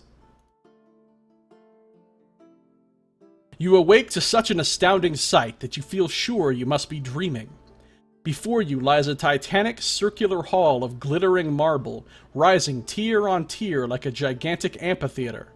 A vast pit fills the center, from which arises a pinnacle of black iron, which is licked by sheets of flame that roar up from the depths below. Scores of seated creatures crowd the tiers, every one of them staring at you, their eyes like pinpoints of fire gleaming coldly from the shadows of their hooded robes. Pinpoints of fire? Gleaming coldly? That's not how fire works. I should know. I have fire right in my username. And it's not cold. I'm gonna let it slide. I'm gonna let it slide, Joe Deaver. I'm gonna let it slide. I'm gonna assume you mean coldly in more of a figurative, you know, emotional sort of sense. Like that ton of sand thing. You hear the rustle of their mocking laughter, and your skin prickles with an eerie premonition. A great gong booms in the distance, and a doleful chant arises from the crowded tiers. He does use some good words. He slips some good words in there. Joe Deaver's got a good vocabulary. I like the way he describes stuff, and he's a good writer. But I still don't believe fire gleams coldly. An urge to run from this evil place grips you like a fever, but your wrists are manacled securely to a bronze ring fixed to the wall above your head. You know, I don't mind waking up manacled to a thing, as long as I haven't lost all my stuff. That's all I care about. Actually, I don't care about any of my stuff, except for one thing, my summer sword. As long as I haven't lost that, they can do anything else they want to me. So here's the image of the tier upon tier. Oh, you know, now that I look at the picture, though, I have to agree. Those do look like eyes of fire gleaming coldly. I gotta say, the illustrator captured it perfectly. I've never seen anything that looks as fiery and as cold as these eyes in this picture. So, I take back everything I said before. Uh-oh, time to use the bottle. Let the trial commence! Commands a mighty voice, filling the hall with clamoring echoes. As one, the robed spectators rise from their seats as a shaft of light pours down upon the pinnacle, illuminating the outline of a man, white-haired and gaunt, seated on a massive throne of solid, gleaming gold. Suspended in the air above his head are two crystals, one as clear as a polished diamond, the other as black as the grave. A crackling arc of energy travels between the two, and its flickering blue light sheds a ghostly shadow on the face of the seated lord. Quick, use your towel as a pillow. Yeah. Intruder, He says, his voice soft yet chilling. have you come to Khazan-Ud with murder in your heart? Have not the cowards of Elzian promised to reward you for my destruction? So this must be the boss man, huh?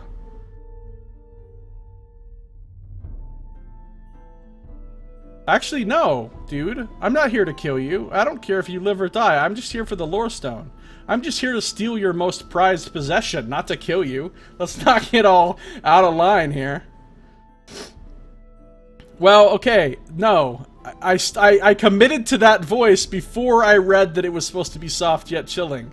So I couldn't backpedal. I was already doing the... Because here the voice was mighty. It was commanding mightily, filling the hall with echoes, right? So I went with that. And then, you know, I couldn't just totally change it up here. Honestly, the script kind of fucked me there. That's what I'm saying. A drone of dissent surges from the crowded tiers, drowning any answer that you offer in your defense. The Lord rises slowly from the throne and turns to his baying minions, his hands outstretched as if to receive the adulation. As their ghastly drone grows louder, your eye is drawn to the clear crystal that hovers above the throne. A golden light now glows at its core. In a flash of understanding, you recognize the object of your quest. Here is the lore stone of Herdos. Yay, so I found it. I win, basically. Your verdict, my children! Cries the wild-eyed man, his voice now harsh and angry. Huh? That was kind of harsh and angry, right? Guilty, Lord Zada! The crowd howls in reply. The sentence! Retorts their master. The maze! They scream. The maze! If you possess the Somber Sword. Look, if I admit to possessing it, are you gonna take it away from me? Because I'll pretend I don't have it just so you don't tell me I lose it. Is all I'm saying. I'll lie right now, if I have to. No, I'm just kidding. I won't lie. I try not to cheat at these books. I try to just let the dice lie as they may. Or whatever the saying is. 10 out of 10 for hard. Thanks. Alright, Somber Sword, let's go. Wait. No. No. No. No. No, no. Alright, let's read this. I'm sensing great disappointment about 2 paragraphs from now. A rickety, hunchbacked creature, swathed in a hooded robe, approaches the platform on which you stand manacled to the wall. With an efficiency born of practice, quickly he strips you of all your weapons and hands them to an ugly-faced dwarf, hovering at his side. The dwarf looks at the Somber Sword with an appraising eye, and then raises it above his head to show it to his master. Before he can speak, there is a sudden roar as a bolt of golden energy engulfs the hilt. Screaming with pain, the dwarf drops the sword and cradles his smoking hand, his fingers now missing half their length, which, admittedly, is not that much, because he's a dwarf. You are unable to hide your smile. Ha! Lone Wolf is an evil motherfucker! Dude just got his hand burned off, and Lone Wolf's like all grinning like, huh? Yep, that shit's funny. You are unable to hide your smile and are quickly punished for your insolence. The robed creature strikes you across the face, gashing your cheek with its rough, warty fist. Lose 1 endurance point. Don't talk to me about 1 endurance point. Take him to the maze, commands white-haired Lord Zada, and leave the sword for me. The Somber Sword rises into the air and floats toward the golden throne on a cushion of blue mist. No, it doesn't. It comes right back to my hand, is what you mean to say.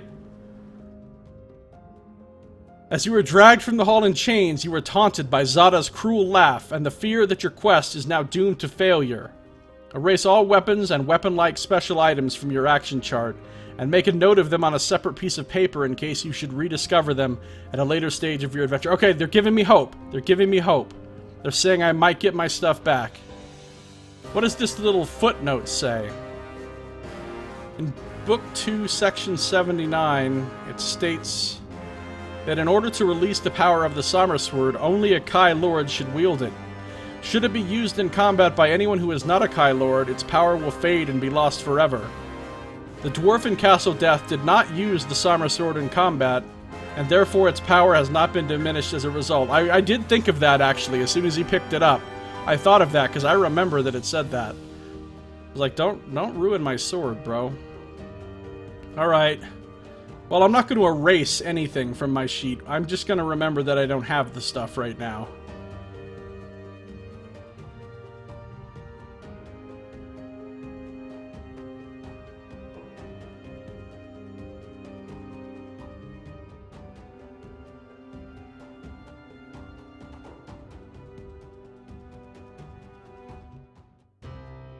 But you notice it says weapons and weapon-like special items, so I get to keep all my armor and my towel. Aha! They left me with a towel! Fools! This will be their undoing. You know, all I want out of life is to come to a section in one of these books where it says, if you possess a towel, turn to blah blah blah page. That would make my life. That's it. That's all I need. Anytime. I just need a one section that says, if you possess a towel, turn to... God, I would feel so vindicated. I would make me feel smarter than anything in my life, probably. Okay. Yeah, I could roll that thing up and snap people with it, you know what I'm saying? Like, you could take somebody's eye out with a towel if you were skillful, and Lone Wolf is skillful. Alright, let's move on.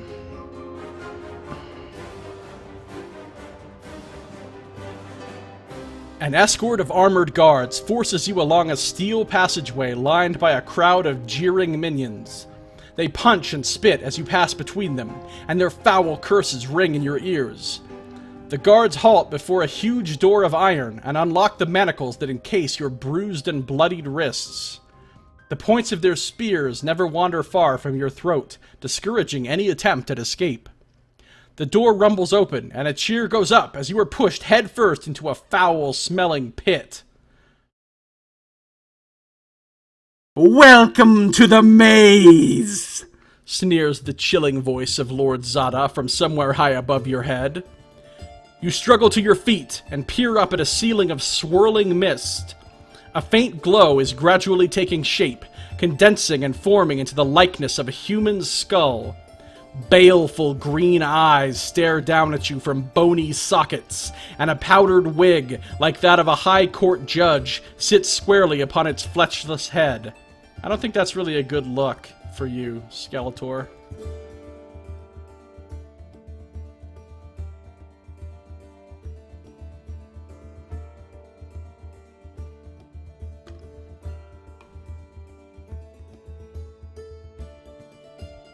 You came here to kill, but your plans have been foiled, and now you must face the consequence. Echoes a voice in the skull. You have been sentenced to enter the maze of Zada. If you escape, your life may be spared. If you fail, then you will surely die. A fitting end for one who came here in search of death. Alright, whatever you say, Parliamentarian Skeletor. Or PS, as I shall now call you. The skull retreats into the mist, and a deathly silence fills the pit. A semicircular shadow forms on the wall ahead. It grows larger and darker until it resembles the mouth of a cave or tunnel. Suddenly, a gust of chill air whistles from out of this darkness, and you realize that you are staring at the entrance to the maze. Enter! Orders the voice. Enter or die where you stand! It is no idle threat. A crossbow bolt slams into the sand, barely inches from your feet, and the click of a steel drawstring warns that another could follow if you disobey the command. Reluctantly, you step forward and enter the maze of Zada. Well, this is pretty cool. I like the fact that I get to go do some hella cool maze now. Don't threaten me with a good time. I'm just mad that they took my summer sword. I'll run all the mazes you want. Just give me my sword back.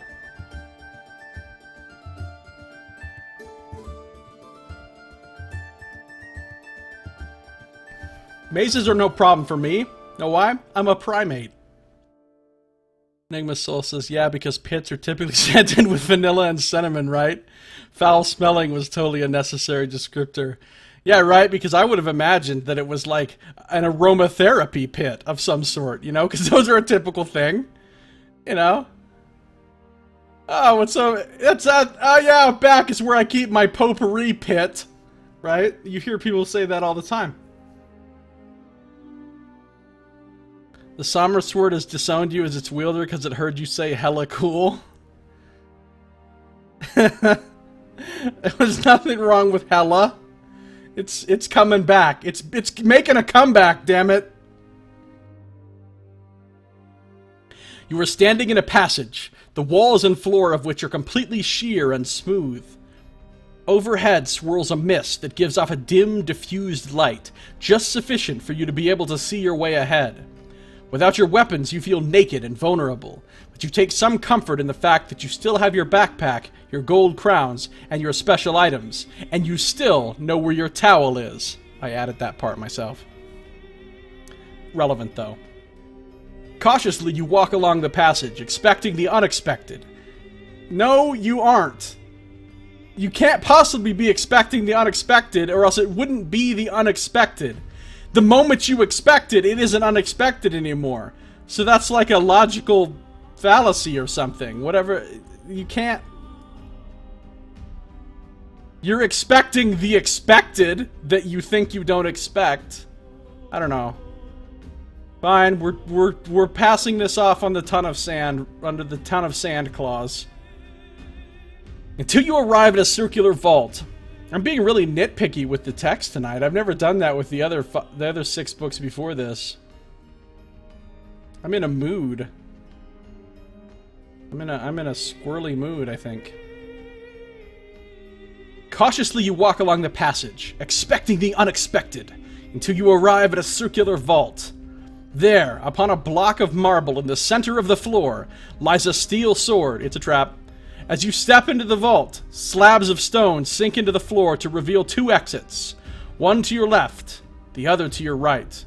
I have divination and I'm going to use it because it's going to tell me don't pick up that sword or you're screwed, probably. There's not just gonna, they didn't take your weapons just to immediately just give you a free sword laying around. That's not how these things work. I've seen some movies before this, Joe Deaver. I am not fooled. The scripts were rejected. Expect the unexpected on Tiny Toons Adventures. It's about to start. Someone needs a background.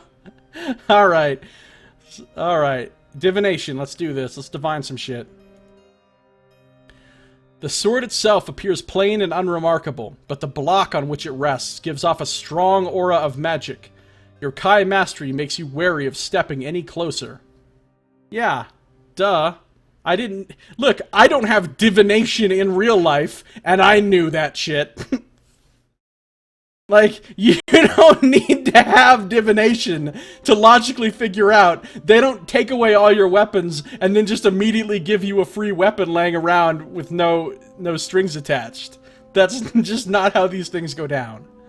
Alright, I don't have Nexus, unfortunately. I do have a rope that I've been carrying around for, like, multiple books and have never gotten to use, and now I can lasso some shit. See, that gives me hope that maybe I could use the towel. If you have a towel and you would like to tie a lasso out of the towel and retrieve the sword with your towel, I'm going to assume it says that. Look, we're going to pretend. I know it says a rope, and I have a rope, so I'm not cheating here, but I'm going to assume that I'm actually using my towel to get the sword.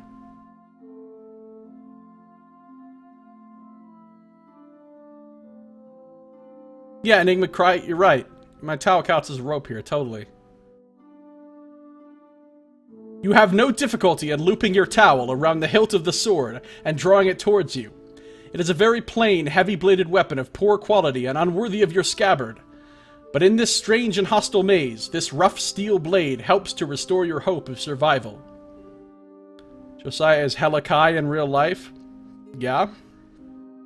For real. Let's see, in real life, I have the Kai discipline of,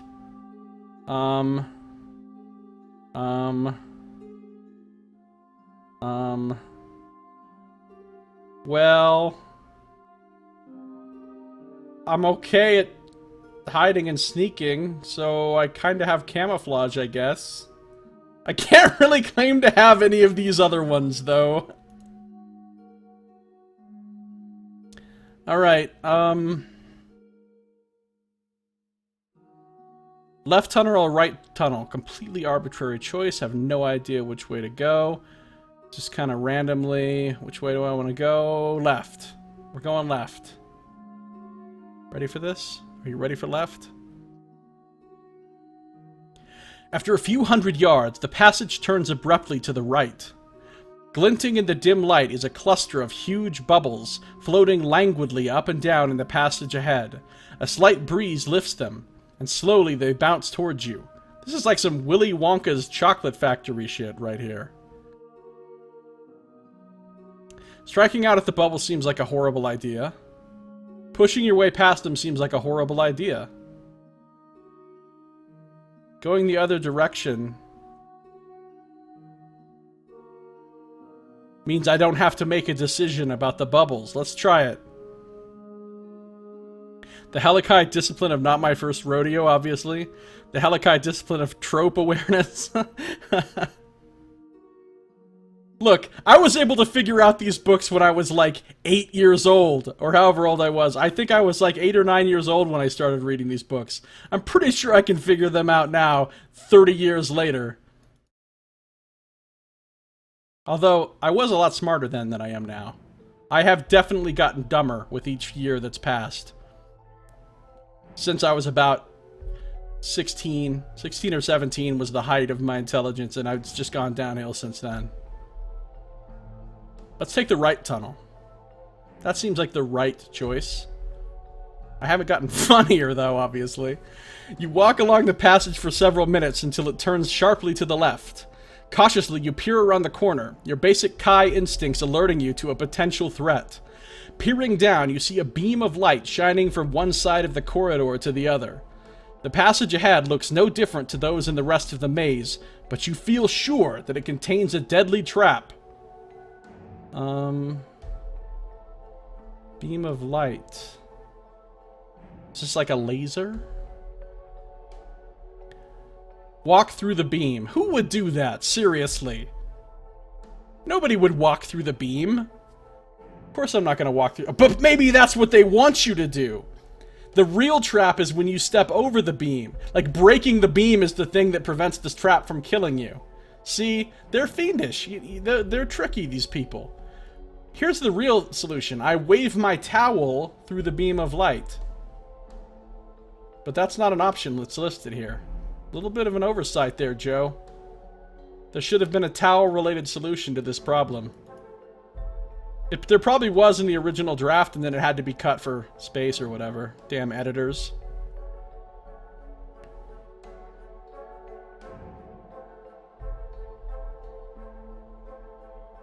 Alright, I'm stepping over the beam of light, folks.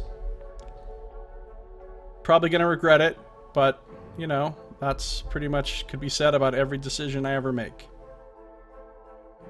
Oh, I'm also healing myself at that one point. Oh, good. Jets of fire spurt from the floor and walls, momentarily blinding you. I knew it. A wave of searing heat buffets your face. No, it's buffets. Buffets your face. A wave of searing heat does not deliver you a fine assortment of foods to choose from. In fact, that's not what happens. It buffets your face, singeing your hair and eyelashes. Lose 2 endurance points. Okay. And forcing you to retreat for fear of being burned alive. Suddenly, there is a ghastly scream. Something is approaching you through the flames. In the next instant, a blazing human form staggers into view. It shrieks in agony and lurches out of the fire jets, its arms flailing wildly as it launches an attack. Man, they've been asking me about Nexus a lot. I feel bad for not taking Nexus now. But no, I don't have Nexus. Shut up about Nexus. Let's see, if you have a towel... No, it doesn't... Again, this is completely a situation in which you would use a towel. I could wrap the towel around the flaming guy and, like, put him out.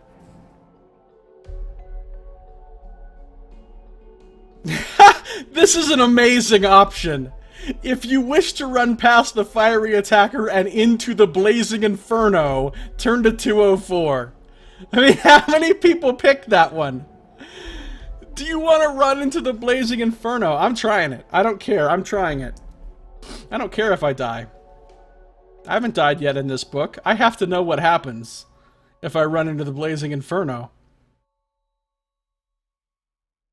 It didn't instantly kill me. What?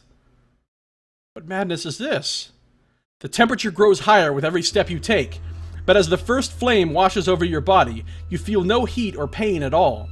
The gout of flame feels cool and refreshing, like a breeze on a hot summer's day. You quicken your step and soon emerge from the heatless flames into the empty passage beyond. Alright, I was expecting that to kill me. That was, I mean, I meant to do that. That was just my natural perspicacity just coming through as I intuited the correct solution due to subtle clues that were not apparent to the common person.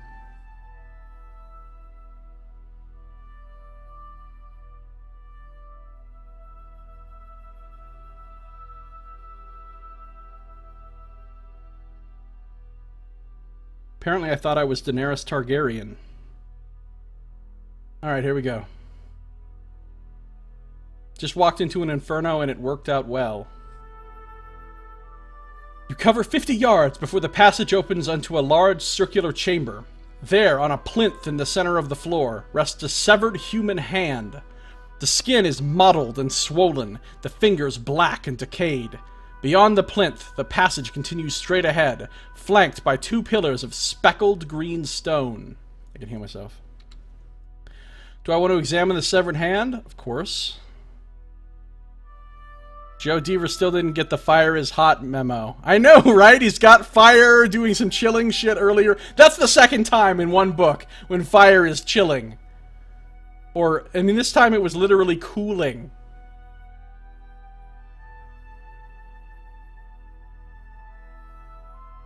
The Samra sword has reclaimed you as its wielder because you used perspicacity in a sentence. That redeems you for hella cool. Actually, I think I've used perspicacity. I used perspicacious earlier in this same stream. And then so actually, if anything, I'm overusing a word. You really shouldn't use a word like that more than once in the same context. It's kind of overdoing it. Alright. Severed hand. Let's check it out. What could go wrong? Without any warning, the hand springs to life. It stands upright on its fingers, the first 2 drawn back so that it resembles a monstrous spider preparing to attack.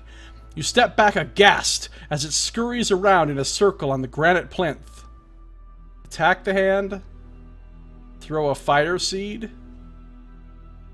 Snap the hand with your towel. No. It's not there. See, this is how they get in your head. It psychs you out. Like, normally I'd just be like, whatever, I'll attack the hand. But now it's like, do you want to use a fire seed? Then you think, oh, maybe I'm supposed to use a fire seed. Maybe I should use a fire... Like, normally I wouldn't think to use a fire seed, but now it's like they're fucking with you. Like, are you sure you don't want to use a fire seed? You're like, damn it! Apparently I should use one. And yet, I'm immune to your mind games. Your Jedi tricks won't work on me, Joe Deaver. I'm attacking the hand. To your horrified amazement, the hand springs into the air and hovers above your head. Writhing fingers stretch open as the hand plummets towards your skull. Wish I'd used a fire seed. Alright, pick a random number. Let me guess. If you get a 0 to 2, you insta-die. That's guaranteed insta-die right there. I'm not going to get that number because I'm adding 3 because I have Hunt Mastery. Just want to quickly check. Yep, insta-die. I'm not going to read that because I didn't actually get that result, but I was right. Insta-die. Okay, let's roll for real. I got a 3 plus 3. I got a 6. Ooh, I didn't get the good result, though. I got the not insta-die, but still get screwed result. Suddenly you realize the horrific purpose of the hand. It is a predator, an evil sentient being that can only survive by consuming one form of nourishment. Live human brain. Oh, it's like a zombie hand. Kinda needs to do something about those nails. I'm just saying. I got some clippers here. Also, it can only be hurt by fire seeds, but only if thrown while the hand is a certain distance away. Too late. There's a plinth right there. Good job drawing a plinth, Gary Chalk. Diving and rolling, you avoid its initial attack, escaping with scratches to your scalp. Lose 2 endurance points. Did that thing look like it could scratch you? But as it rises above you once more, you cannot help but fear that your life is soon to end. This creature is immune to Mind Blast, but not Psy-Surge in combat. Chimerical Jim says he would actually use the towel here. Throw it over the hand so you can smash it on a post. Right? There's almost no situation in which you wouldn't use the towel, honestly. That towel would get so much use if I was doing this adventure for real. Alright, let's fight this thing. I'm a primate, by the way. Thought I'd reiterate that in case anybody forgot. Alright, whatever. It's immune to Blind Blast. Its combat skill is crap. I'm gonna own this thing. Except for the fact that after it dies, it's like, it rises up again! Laughing about, if only you'd thrown a fire seed at me. It is a nice plinth, isn't it? I think I saw this picture before in Better Plinths and Gardens magazine. Oh. Alright, here we go. Round 1. It took me for 2, I took it for 11. Round 2. It took me for 0. I took it for all the rest of its health. Thanks for playing Rockos. We will Rockos. Alright, I win. The Rockos lies motionless on the ground before you, but in spite of the many blows you have dealt the creature, actually, it was just 2 blows, it bears no sign of having ever been involved in combat. Alright, now I throw a fire seed at it.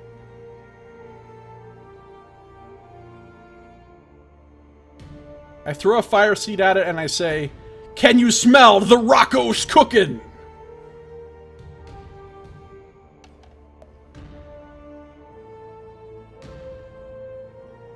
Yep, I just went there. I did. Alright,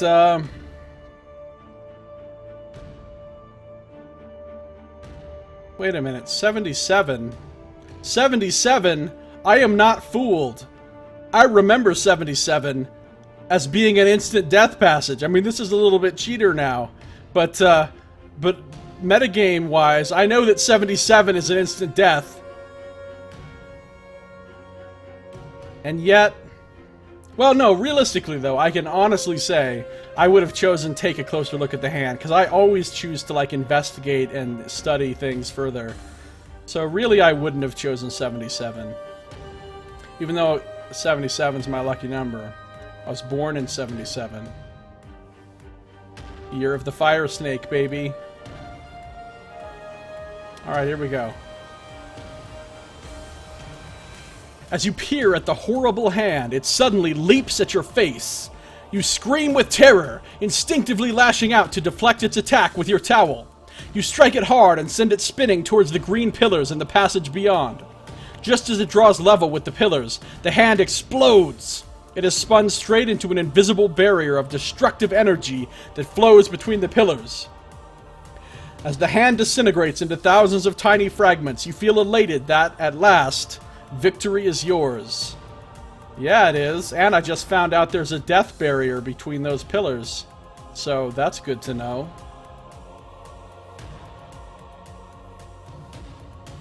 One, two, three.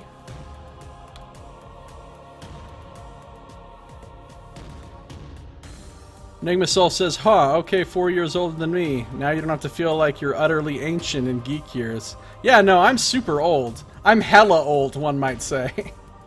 If one were me and used words like hella.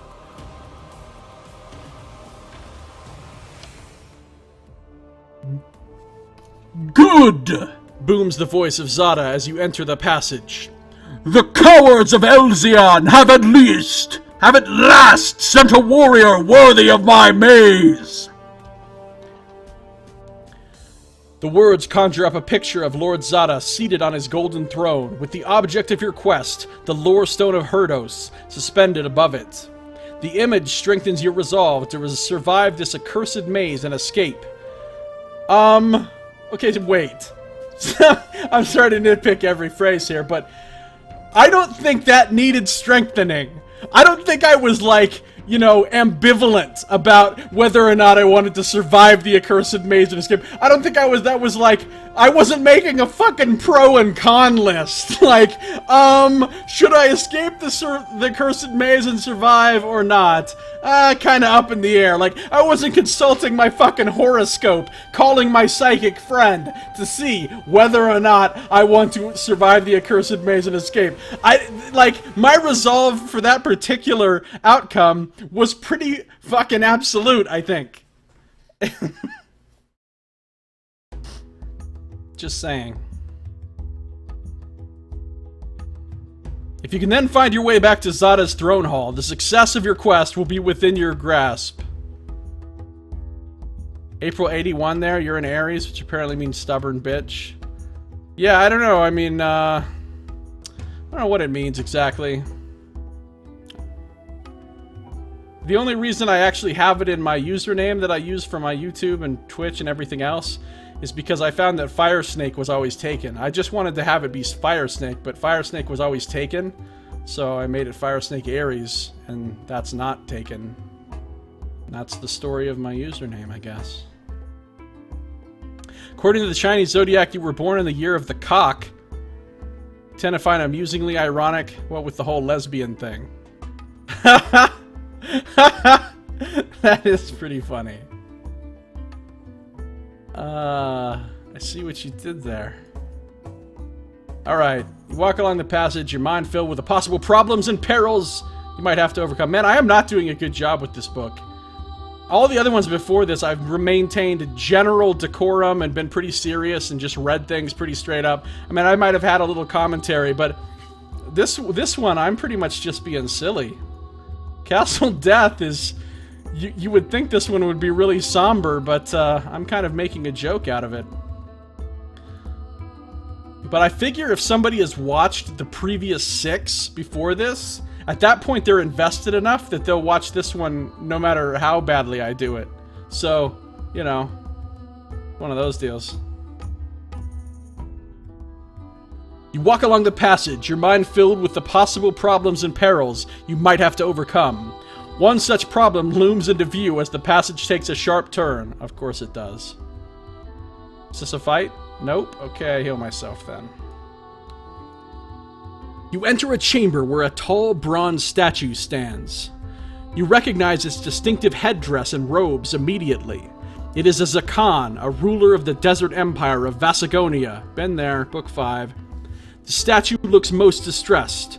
Its arms are outstretched in a gesture of hopelessness, and the expression on its face is one of sorrow and despair. Beyond the statue, an oval-shaped door is set flush in the wall, but you discover that it is locked. Here's a picture of the face of the statue of the Zakan. That's a pretty cool image. I like that. That's a good illustration. He definitely looked shocked and scared and surprised and unhappy.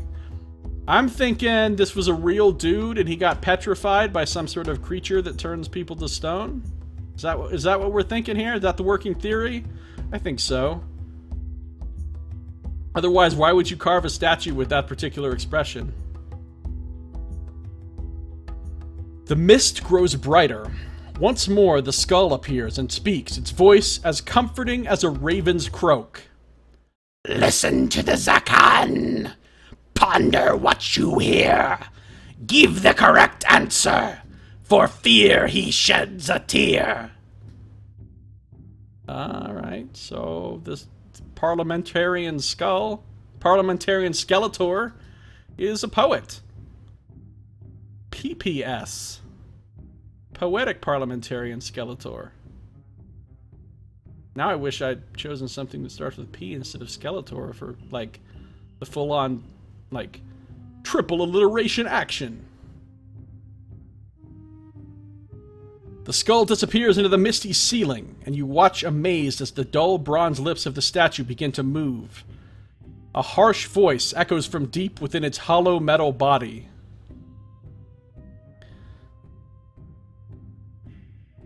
My daughter has many sisters as she has brothers. But each of her brothers has twice as many sisters as brothers. So answer me this, wise warrior. How many sons and daughters do I have? Consider your answer carefully. And when you have decided, write down first the number of sons that the Zakan has, and then immediately next to it the number of daughters.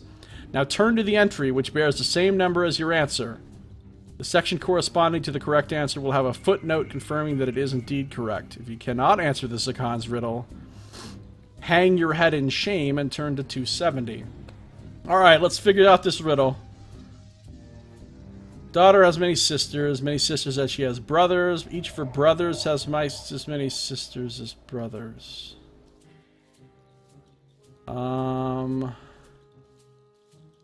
Each of her brothers has twice as many sisters as brothers. Okay. I've never been super good at these exact kind of puzzles. I mean, I can figure this out, but I won't figure it out fast. Like, if there was... The number of girls have to be... double... the number of boys plus 1? Brothers is twice as many sisters as brothers.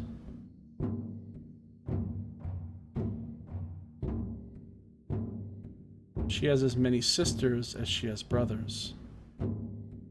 How does that work?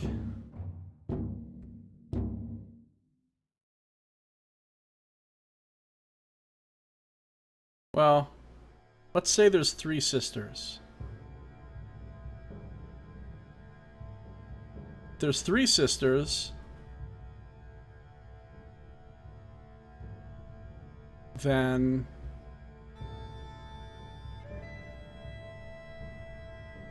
and 2 brothers.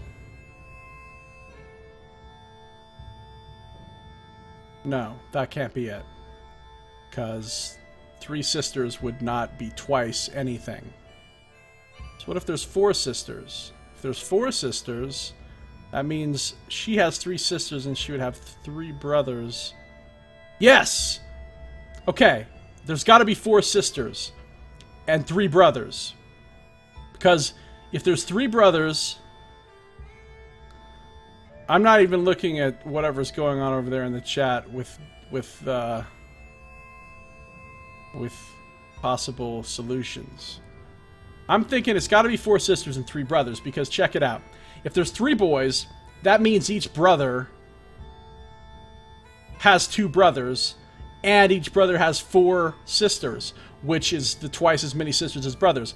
And if there's 3 brothers, that means the daughter has 3 brothers.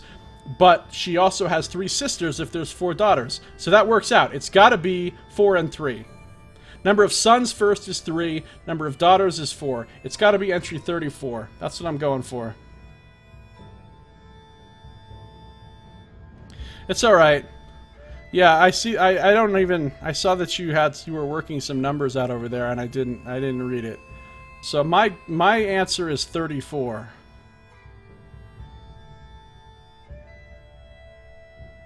Yep, and it says it's correct. Okay, cool. In reply to your correct answer, the oval door emits a click and slowly swings open. You step through and descend a steep ramp to a long corridor whose walls are covered with what appear to be gigantic cocoons that stretch into the distance for as far as you can see. The oval door clicked shut, but the clicking continues like an echo, only growing steadily louder. In the gloomy corridor ahead, you can see that something is moving. A huge worm-like creature with great black eyes and horny mandibles is slithering towards you. A purple froth bubbling from its mouth as it picks up your scent. Okay, hold up. Really? It's gotta be a silver whistle? Honestly, Joe? That's a little bit nitpicky. I have a brass whistle, that's not good enough? Fine. Secondly, still no use for a towel. Thirdly, I am a primate, but I don't have animal control. Fourthly, yes, I have invisibility. I could have just said that first and skipped all that other stuff, but I wanted to complain about that other stuff. So, let's invisibility it up.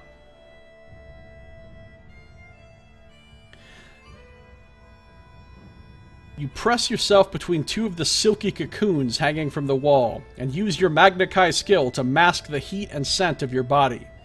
The hideous worm-like creature halts, its clicking mandibles snapping the air in frustration. You turn your head away and look straight into one of the cocoons. A chill runs down your spine, for the decaying remains of a female warrior's face stare back at you from inside the web-like strands of the cocoon. The sudden shock makes you draw breath sharply. Immediately, the worm-like thing slithers forward, propelled by its short, rubbery legs. You can only pray that it has not detected your hiding place. I was about to be all like, screw that, I don't care if it detects me, I'll kick its ass. And then I remembered I don't have the Somrus word, and I'm like, oh, no. Go about your business, worm thing. Just, we're cool. We're cool. Alright, let's pick a random number. 4. That's not a good number. That's just at the high end of the bad numbers, I think. Alright, let's see what happens. You fight back your rising nausea as the worm slithers past, its slimy body wiping itself against your back. As soon as it has passed, you leave your hiding place and hurry along the corridor, anxious to put as much distance as possible between the horrible worm and yourself in case it should turn and pursue you. Oh, good. Alright, that works for me. Different whistles produce different tones. Yeah, technically. Still, I've never gotten to use my brass whistle. Just like my towel. I've used that fire sphere like 4 or 5 times. I could have used fire seeds. All this other stuff has direct functional combat use. I've used my torch, I've used my rope. I doubt I'll ever get to use this bottle of wine either, but whatever. But that brass whistle, I just want to use it once, you know, so I can feel justified in carrying it around all this time. Is it a brass whistle or a red herring? Well, they do admit right in the beginning of every one of these books that some of the items you find will be red herrings with no use whatsoever. They straight up tell you that, so, you know, you never know what's actually going to be useful. The passage opens out into a hexagonal chamber. Hexagonal, I guess is probably how you actually pronounce that. There are 2 exits, both leading away beneath horseshoe arches of gleaming crystal. The arch to your left is carved from solid red ruby. The arch to your right from solid green jaden. Jaden? Is that like... Is it carved from some strange variant of jade, or is it carved from, like, Will Smith's son? Because that would be a very grotesque arch.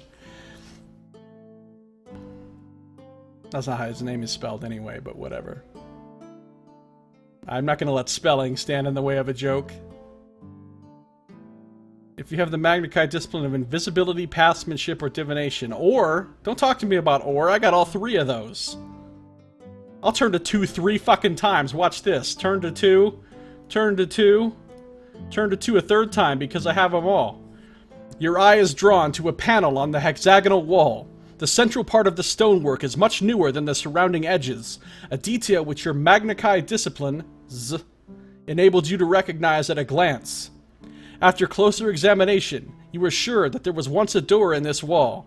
The stone does not sound as if it is solid when you tap it, and you suspect it would not withstand several well-placed blows.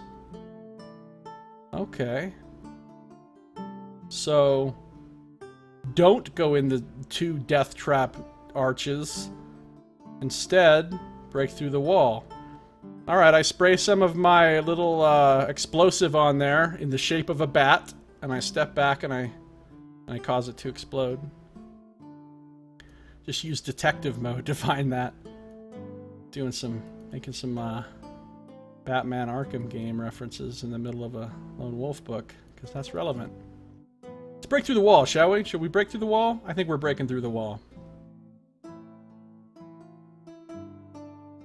The stone blocks crumble on the 3rd blow, and you waste no time climbing through the hole and into the rough-hewn tunnel beyond. The canopy of mist no longer obscures the ceiling, and the tunnel is dark and damp. You feel sure that you have escaped from the maze.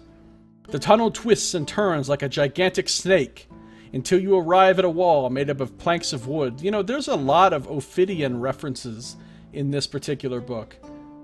As far as there's been literal snakes, there have been things that have been carved in the shape of snakes, there have been other creatures which are vaguely snake-like in shape, and now the tunnel is like a snake.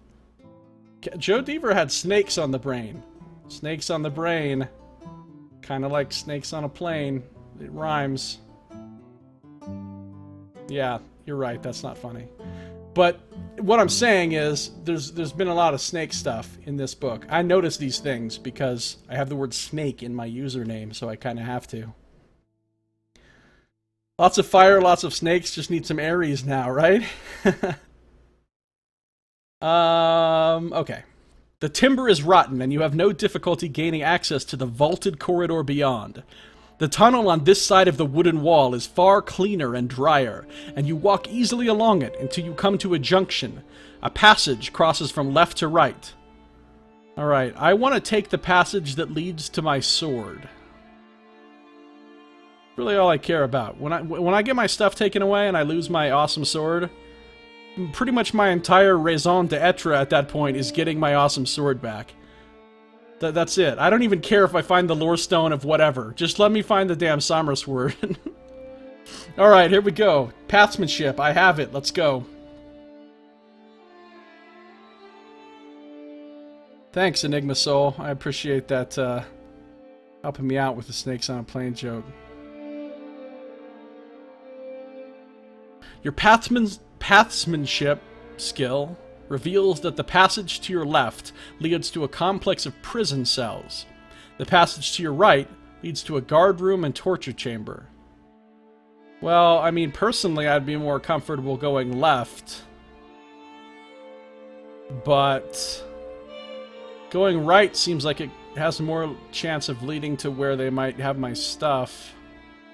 But then again, going left could lead to me freeing some prisoner who would be helpful to me, or some kind of ally or friend that I could make. Then again, going right could lead to me killing a torturer, which is always fun.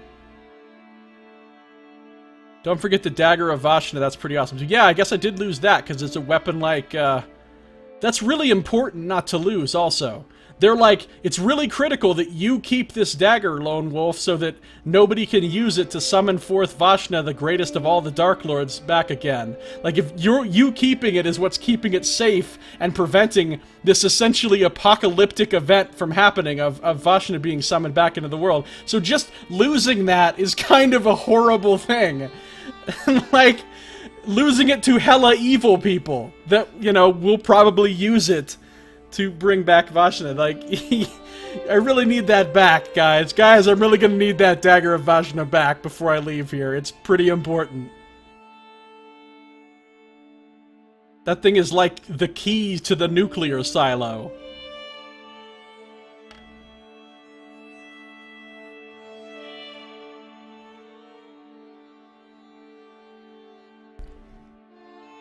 Okay. I think I'm going to go to the prison cells, just because I like the idea of freeing somebody and making a friend, like I did when I met Loy Kaimar in the Caverns of Khalt. The passage leads to an enormous compound of cells that holds the slaves of Khazan-Ud. They are, in the main, a pitiful herd of gangling, black-skinned creatures with sorrowful eyes and backs bent crooked by years of hard labor. I'm imagining that they all look like Gollum. And all of them are played by Andy Serkis. These prisoners press their sad faces against the tiny grates of their cells, curious to see the fair-skinned warrior who walks upright among them. They hiss as you pass, until the entire complex echoes to the sound of their sibilant scorn. At the end of the block, there is a cell that resembles a cage, denying its prisoner even the small degree of privacy provided by the others. You stare through the bars at a dark-skinned man sleeping on the straw-covered floor. His blonde hair and red and gold tunic are stained with blood and grime. A key to his cell hangs by a cord, on a peg driven into the nearby wall. Well, the Vaqueros warriors in the beginning, who are essentially my de facto homies, they had red and gold tunics, so I'm going to assume he's a Vaqueros warrior, therefore a de facto homie, and somebody that I should free. Then again, the last time I freed somebody that I thought was my buddy, it turned out to be a Helghast, so, you know, could go either way. Is it that guy's brother? It's possible.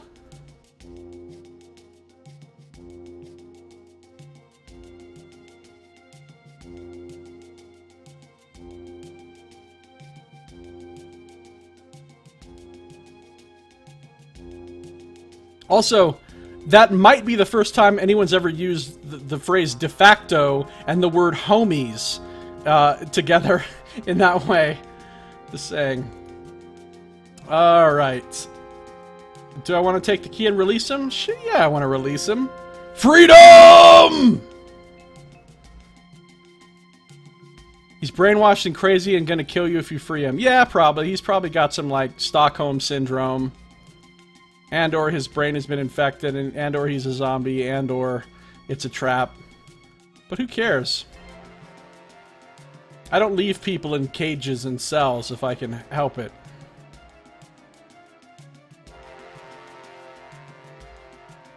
The creaking door stirs the man from sleep, and he rolls over and cowers in the corner of his foul-smelling cage. It's kind of like the pit earlier. Like, I don't think you had to tell us that the cage was foul-smelling, because once again, human beings are not kept in nice-smelling cages. He rolls over on his pile of cloves and rose petals. His eyes are cloudy like frosted glass, and his face and hands are pitted with disease. I see what you did there, Enigma Soul. Nice, nice mixing up of the same letters. What is that, 4 different anagrams of the same letters in one sentence? Well played.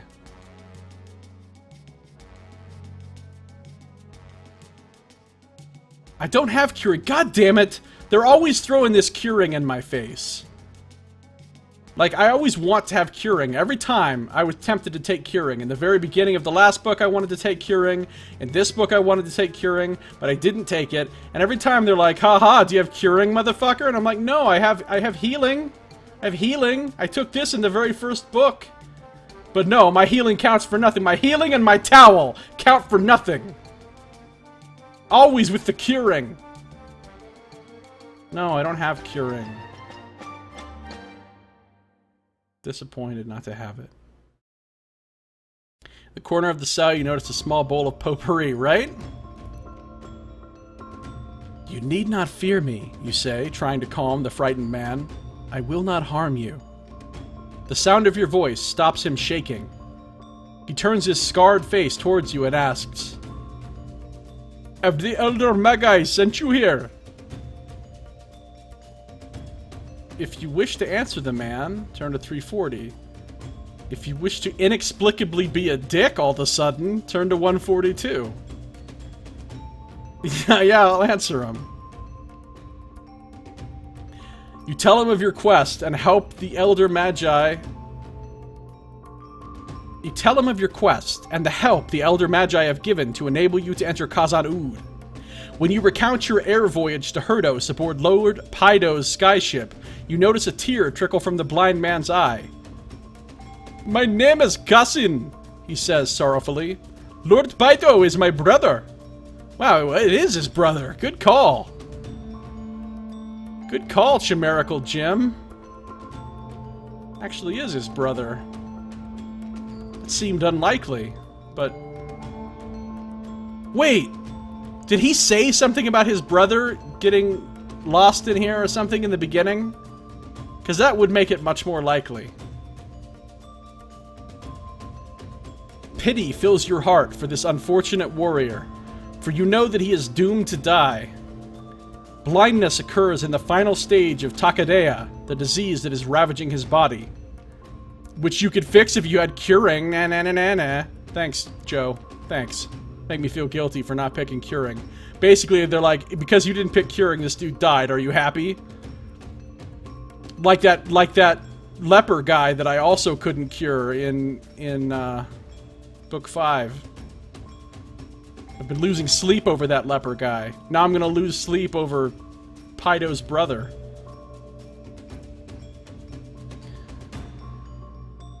I am beyond help, he says, his face lined with pain.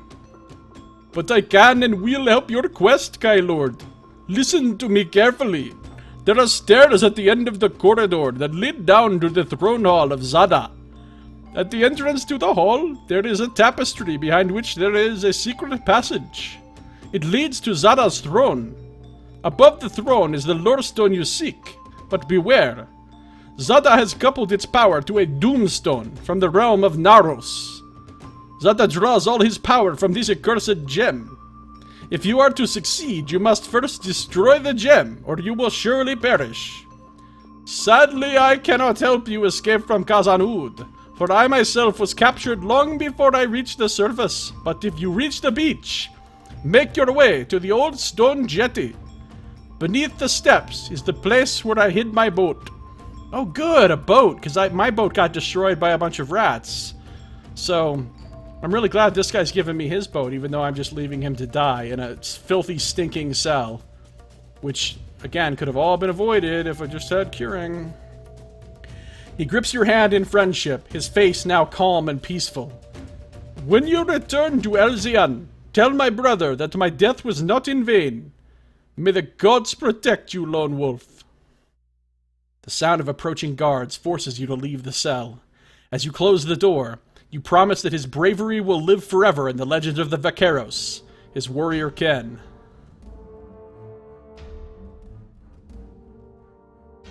Enigma Soul, haha, you chose powers to kill things instead of powers to help people.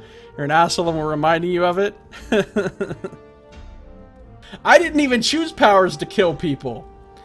I didn't take Psi Surge or Weapon Mastery. I chose powers to just, like, to get information, like divination and passmanship and stuff. I chose powers to, like, have more information gathering options and such, and trying to avoid combat with invisibility. I'm basically a pacifist. But no. Always with the curing. Fine, next book. Next book I'm taking curing. I swear this on the name of Cassine. For you.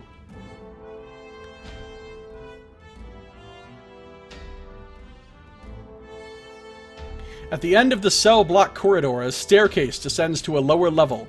It is guarded by a grim-faced creature armed with an axe. It's a Beastman Gaoler.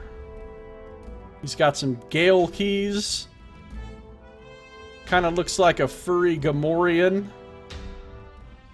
He's got a hell of a hat there. Wait, let's zoom in on this. Gary Chalk, man, his illustrations have so much character. They're so memorable. You know, a lot of illustrations in fantasy books and stuff are really throwaway. You just forget them. They're generic.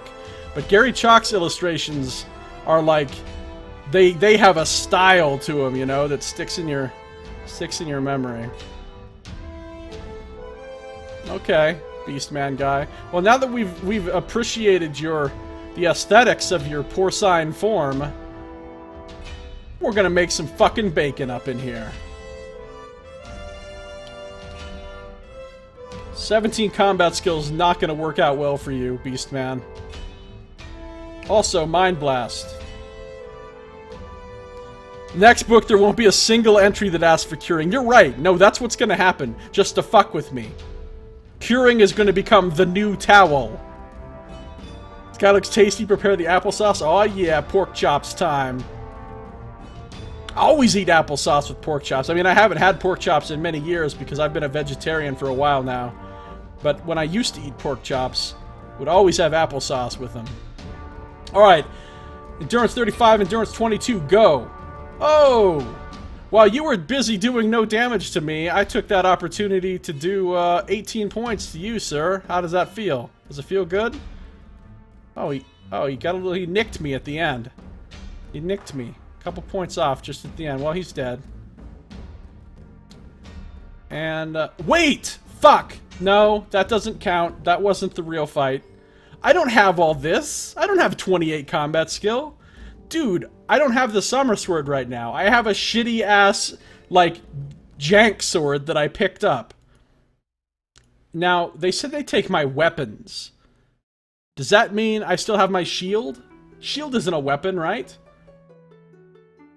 It's not, because you can't attack someone with it. You can't equip it and attack somebody with it in the combat system, so it doesn't count as a weapon. So I'm keeping my shield bonus. And all my armor. But I don't have the summer sword, which means I have to take 8 points. Oh. And my bonus is with short swords, not swords. Not regular swords, short swords, which means I also don't get my weapon mastery bonus. So I have to take 10 points off this right now, giving me a lowly 18 combat skill. So at this point, he's probably going to do significantly more damage to me than he did before. I tried to cheat there. I cheated. I mean, I didn't mean to, so I guess if you're doing it on accident, it's not really cheating, but... Still gonna Mind Blast him, though. Alright, let's do this. 35-22. Oh, I'm still kicking his ass. I still only lost 2 endurance. I could have just left it alone, and it still would have been perfect. But I had to make sure I was doing it right. Alright, lost 2. That feels better, though. I kicked this guy's ass heartily without my overpowered magical sword. Rolling the body over with the toe of your boot, you quickly check for useful items and discover the following. Axe, short sword. Oh, short sword. I'll take that, because I get my bonus with it. 2 gold crowns. Take them. Lone Wolf is really on form this time. I know, ever since I one-shotted that snake that had 60 endurance, I've been riding the wave of, like, glorious victory. It's because I'm a primate. It's because I'm a primate. Look, next book, when I rank up again and I'm no longer a primate, I'll start getting my ass kicked. Alright, so I've got a short sword. I'm not writing it down because I'm still holding out hope that I'm actually going to get my real stuff back. Here we go. Moving on. Making your escape down the stairs. At the bottom of the stairs is a deserted hallway that leads to 2 great doors of gleaming bronze. Sumptuous tapestries and statuettes of gold line the walls on either side, and an ornate fountain of silvered marble fills the hall with a melodious bubbling sound. You have covered only a few yards when an armored guard steps into view from behind the fountain. He is armed with a crossbow and is taking aim at your chest.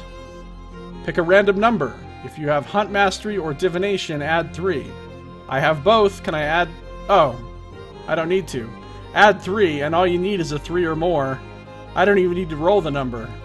Ha! Ha! It's a good fucking thing! I got a 0! If you didn't add 3 and only need 3, I would have lost. And watch. Instant die. Yeah. Right, instant death. So, I rolled a 0. Man, I just barely squeaked by that death. By the way, though. I'm gonna heal myself up. Alright, here we go. The guide fires as you run at him, the sneer on his face boasting his confidence that you will soon be a dead man. You twist aside to avoid the lethal bolt, escaping with nothing more serious than a torn sleeve, and shattering his confidence. You attack, and he attempts to parry your first blow with his empty crossbow. You knock it from his trembling fingers, leaving him without a weapon to hand. Yeah, Throne Hall Guard, you're not Daryl Dixon, bro. Trying to come at me with a crossbow.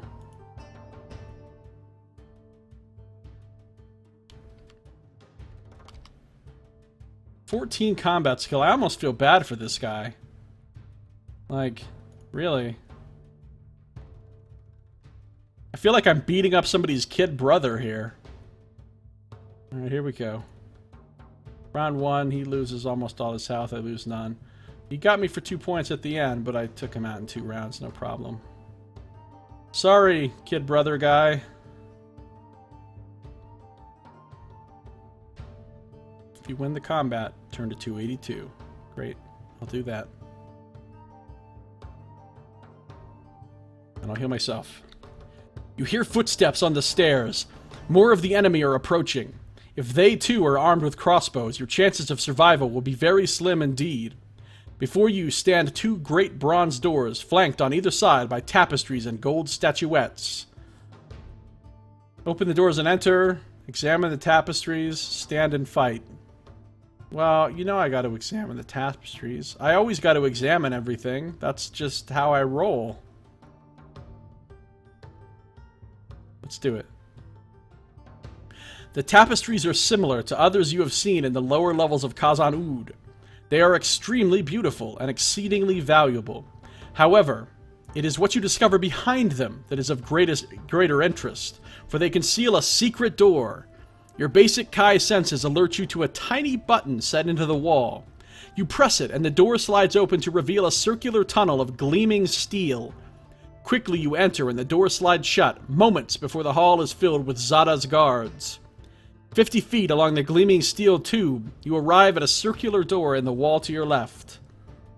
Alright. Do I want to go in the door or continue along the tube? I'm thinking door. I like doors. I'm a primate. Primates go through doors, well-known fact. You spin a screw-like handle set in the center of the door, releasing the lock. You open the door and enter. Inside, you discover a room of steel. The walls, ceiling, and floor are all constructed of metal plate, which is polished to give a mirror-like shine. Low iron tables are set out with the implements and accessories of magic. Crucibles, retorts, aludels, flasks, and all manner of twisting glass tubes, which bubble and seethe with multicolored liquids. Vellum-bound tomes and crumbling parchments litter the shelves, competing for space with repulsive-looking pink organs floating in glass jars of vile-smelling preservative. Quickly, you scan the shelves in search of your useful items. And to your delight, rediscover all your confiscated weapons! Yes!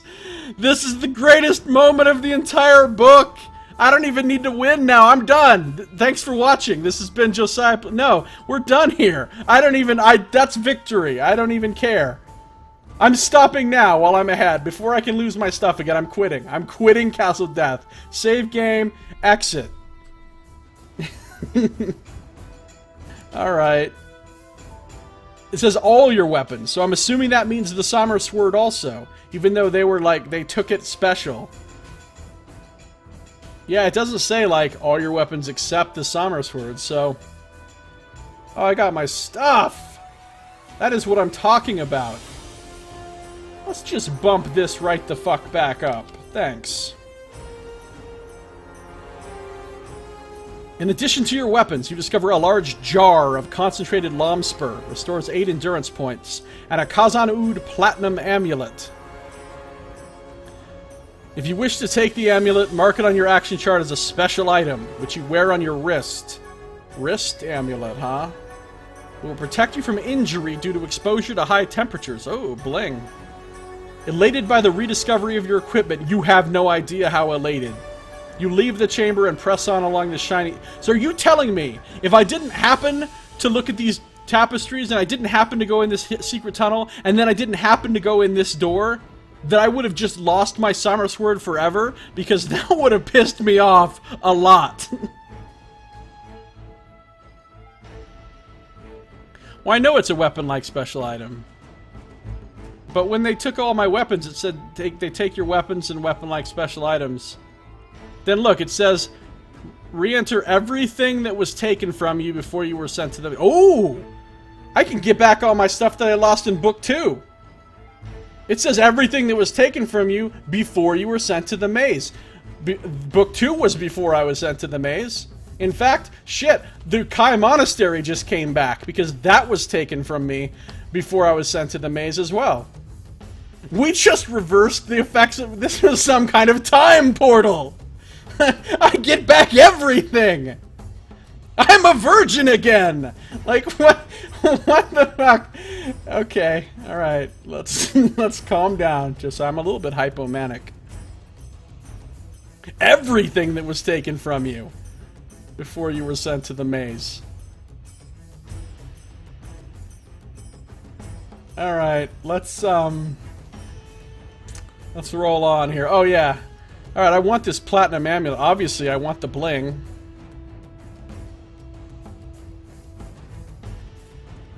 But I need to drop something, because I'm carrying too much crap. Alright, Brass Whistle, your time has come. You have failed me for the last time, Brass Whistle. Now listen to me, Joe Deaver. If you give me an option to use a Brass Whistle after this, I'm going to be really mad at you.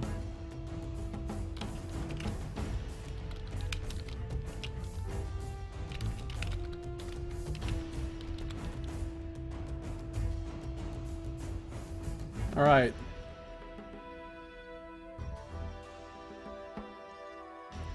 cool. We're good to go. I leave the chamber and press on along the shiny steel tube. Whew. I feel so much less stressed out now that I got my stuff back.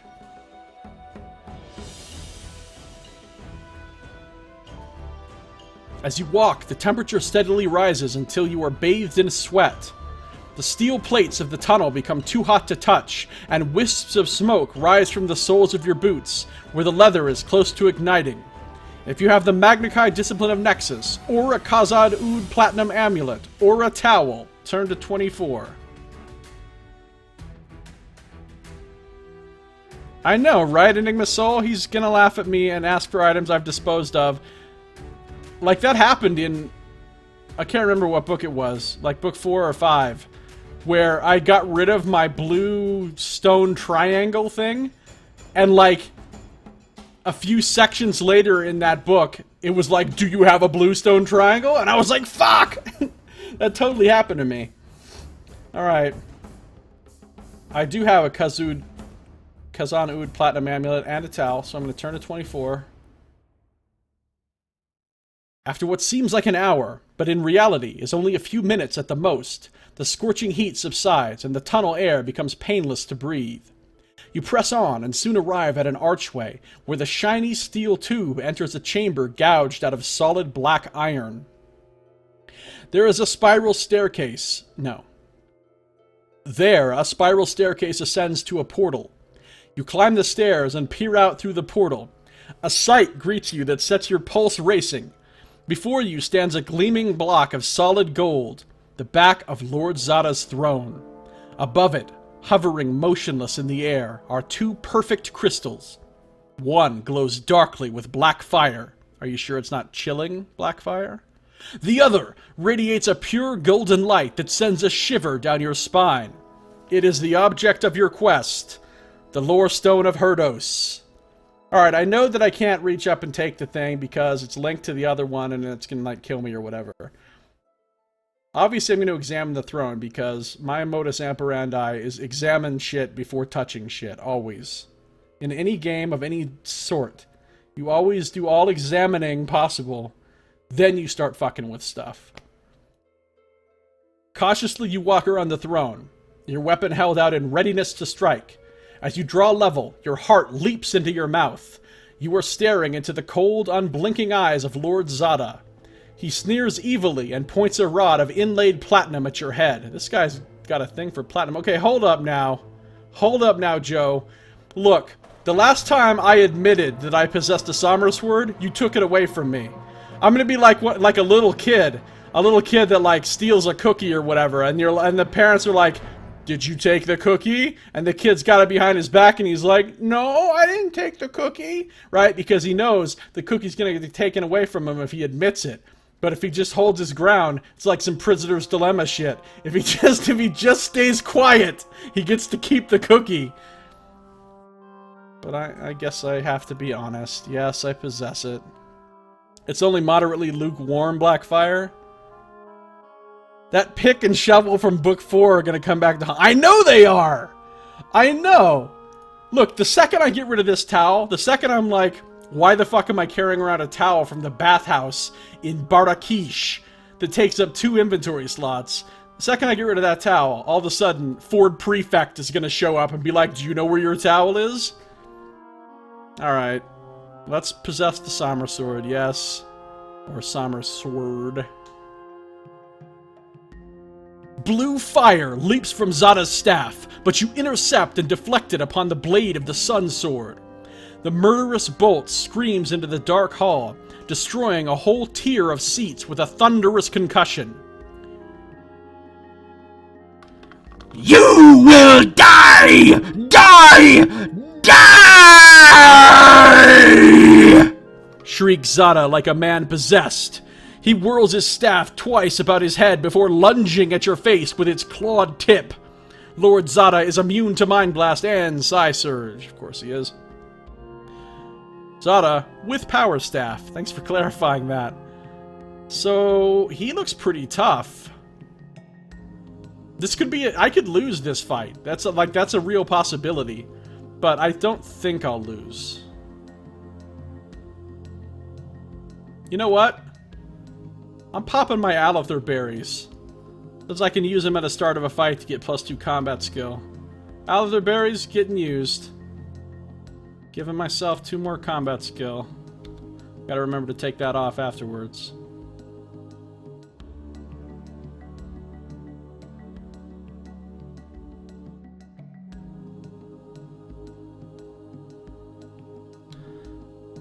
Alright, and he's not undead.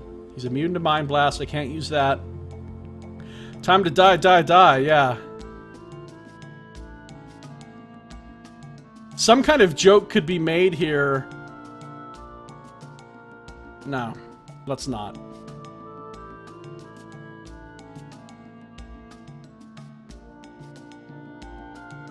I can't remember who the song is by. If I could remember, I would make the joke. Let's go round 1. I have 35, he has 45. Oh yeah! First round, I chop him down to size and we're even. He does nothing to me. Second round. I lost 3, he lost 6. Third round. I lost none. He lost 9. Wait. He lost 6. Wait. He lost 9. 9s and 6s. Very confusing numbers. One looks just like the other. Who can tear them apart? It's just like one is the other one, like doing a handstand.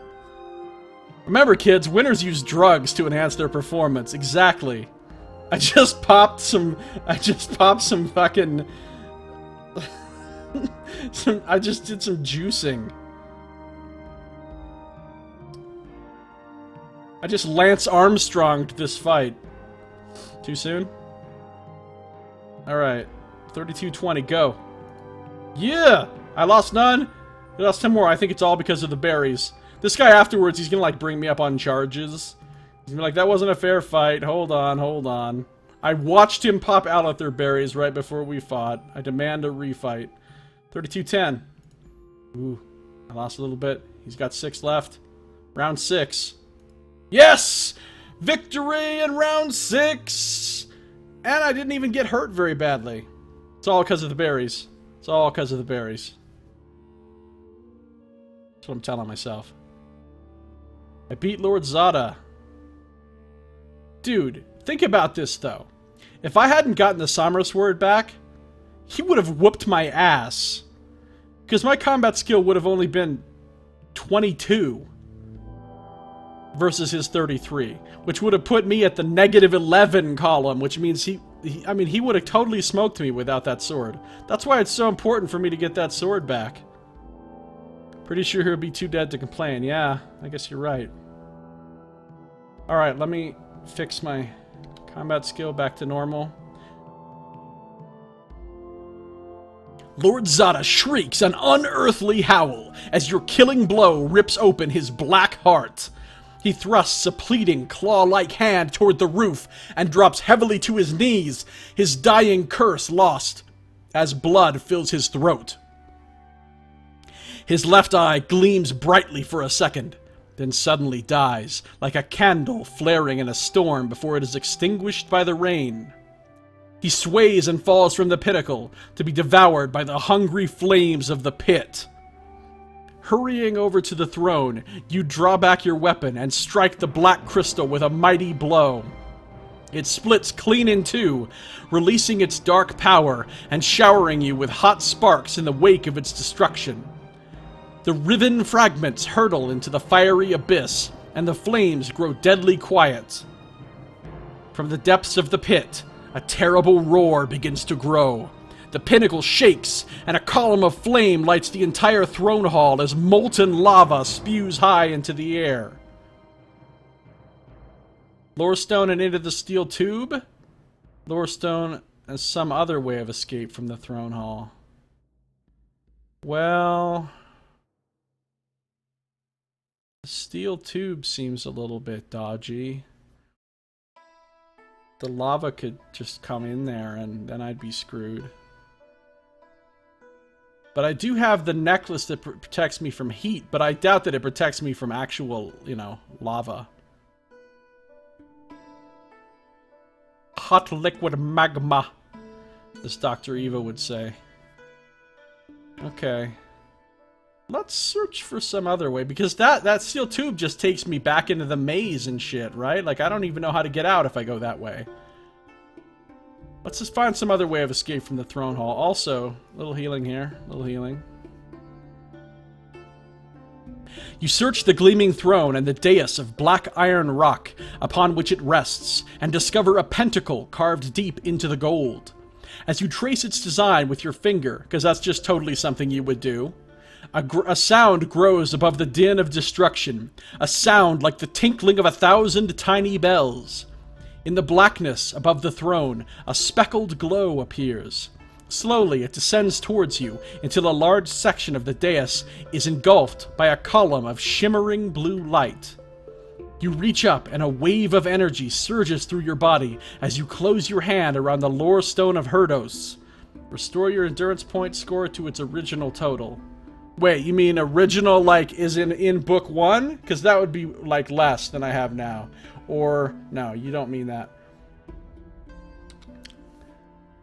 Your senses tingle, and a newfound strength wipes away the fatigue of your terrible ordeal, enabling you to assess the situation anew. The column of light is a magical transporter, a beam in which gravity has been reduced almost to zero. By entering it, you will be drawn towards the surface level of Khazan-Ud. Well, that's really convenient. Without hesitation, you pocket the lore stone and step into the magical beam. Turn to 200, it's like instant death. It's like, ha! You were wrong! It's actually a death trap. Teleports you, lifts you straight up into grinding blade wall gears thing. Maybe Joe would have actually phrased it a little better than that. Chunks of stone and iron are blasted into the upper reaches of the throne hall by the increasing power of the eruptions. Boulders, some the size of horses, seem to tumble in slow motion all around the beam as you are drawn irresistibly nearer to the roof. Suddenly, the beam fades and you find yourself standing on a circular plinth in the center of a ruined temple near to the gatehouse of the castle keep. The glare of daylight blinds you, but as you gradually become accustomed to it, you cast your eyes over the shimmering waters of Lake Kor to the town of Herdos, perched on the horizon. The walls of the fortress are beginning to crack and slant. Buildings are crumbling, and the ground is alive with constant vibration. You run through the ruined main gate as bolts of lightning are drawn from the sky by the dying power of Khazan-Ud. It's starting to feel like Michael Bay directed the end of this book.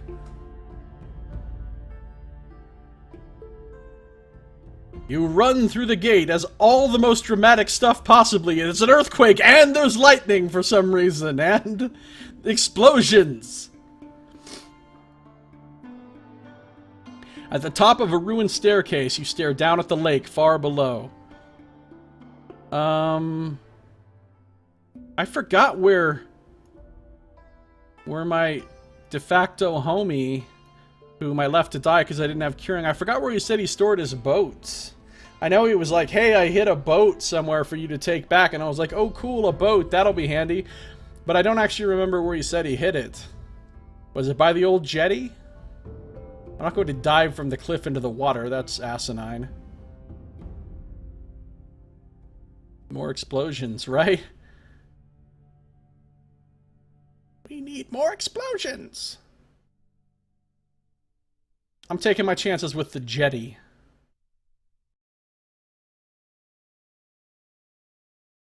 I turn and I look back at the castle, and I do a little brief jaunty wave of my hand, and I say, got a jetty, and I leave. And then I hang my head in shame. You are forced to cut a path through the horde of creatures that huddle on the steps leading to the jetty. Creatures are crawling out of the ground itself. Everywhere you look, black, slimy hands are bursting through the surface, squeezing their way free from Khazan-Ud through the scores of fissures opening up in the sheer rock wall.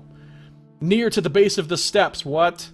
Near to the base of the steps, I accidentally looked ahead slightly and I was not pleased. Near to the base of the steps, you were dragged to the ground by a clutch of loathsome slaves. They pay dearly for their mistake, but not before your backpack is torn from your shoulders. Erase your backpack and all that it contained from your action chart. Really? Look, I'm one section away from the end of the book. 350 is literally the end. And Joe had to fuck me one last time at the very end, like, haha, you thought you won, bastard? I didn't... That's my towel! That's my towel, guys! Guys and or gals and or none of the above. That's my towel! He just took my towel! I've been carting that towel around since early in book 5, taking up 2 inventory slots. Just because I was attached to it. And now my towel is gone. No. I don't go to the jetty. I stop and kill every one of these motherfuckers until I get my towel back. That's what I would do if this was a pen and paper RPG. And the GM would be like, are you sure? There's so many of them, they will surely overrun and kill you. You can't fight them all. Nope, I don't care. I stay here and fight them all until I get my towel back. And then I'd be making a new character. Alright, goodbye towel. Goodbye bottle of Korsha. Goodbye potion of Lomspur. Goodbye rope. Goodbye torch. I've had you since book 4. Goodbye bottle of wine. I never even got to find the wino that I was going to give that to. That's disappointing. Well, whatever. I have the important stuff still. There goes my towel. Watch. Watch. Remember earlier when I was like, all I want out of the Lone Wolf books is to get to a thing where it says, if you possess a towel, turn to... Now he's gonna do it. Now that I lost my towel, next book. Fucking right out the gate. Section 1, if you possess a towel, go right to the awesomeness. Is what it's gonna say. Alright. This is a mournful moment. This is sorrowful. This is a Pyrrhic victory, indeed. This doesn't even feel like a win. The losses are too great. I may have gotten the lore stone, but I lost my towel and a piece of my humanity. I'm gonna have, like, post-traumatic stress disorder after this. Lone Wolf is never gonna be the same. When you reach the jetty, you are covered from head to toe in the blood of your foes. You know what would get rid of that blood? A towel. Just when I need a towel to clean off all this blood that's all over me, I don't have one. Damn it! The sight is so frightening that all resistance melts away, and creatures hurl themselves into the lake rather than face the fearsome, straight-backed, white-skinned killer of their kin. Beneath the jetty steps, you discover an arch, sealed off at one end and with a weed-encrusted stone door at the other. Inside are a small wicker coracle and a paddle. Having fought off the most determined of Khazan-Ud's horrors, you launch the coracle, jump aboard, and paddle frantically towards the distant glimmer of the power shield. The deafening death cry of Khazan-Ud echoes in your ears. The deafening death cry of my towel? Bottle of Korsha that I aged for 3 years in the monastery. I know, right, Chimerical Jim? I got that in book 5 and like years have passed since then. I've been holding on to that thing, just like saving it for a special occasion.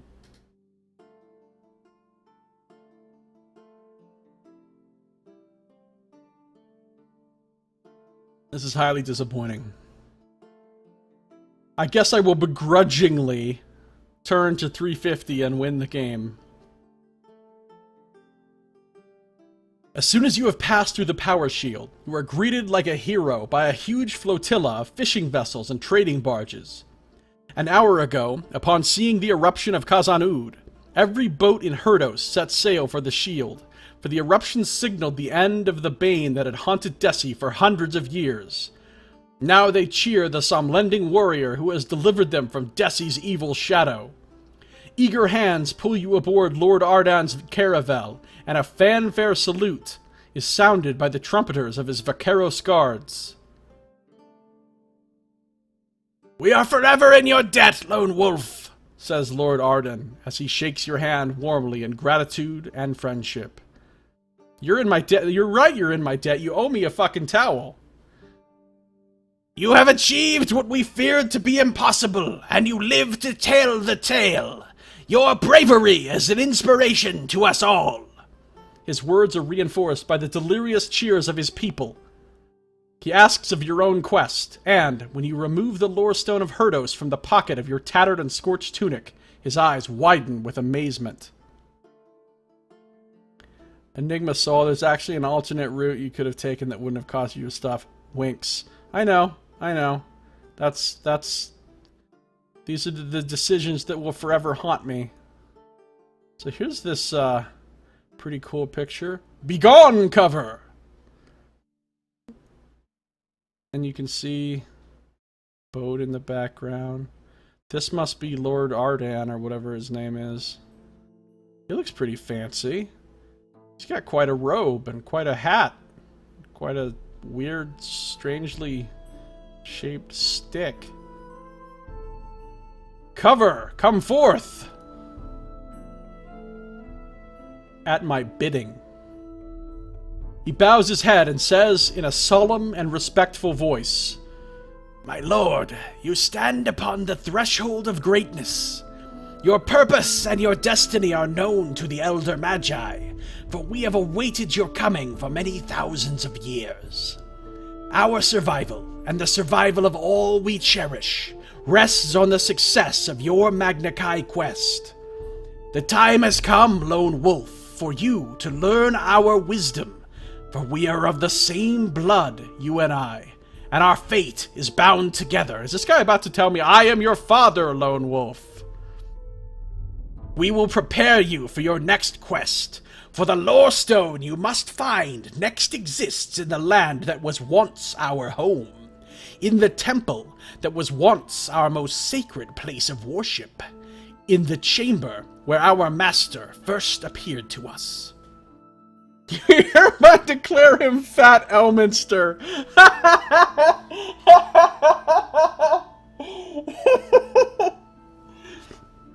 Oh, that's actually really funny. That's really... He's not fat, it's just a very voluminous robe, okay? God! It's a very big robe. Prototype Dumbledore. Fat Elminster. That's like Fat Albert. Hey, hey, hey! Magic missile. Alright. I don't even know. Man, I did so badly at, like, being serious and actually presenting this book in any sort of reasonable way.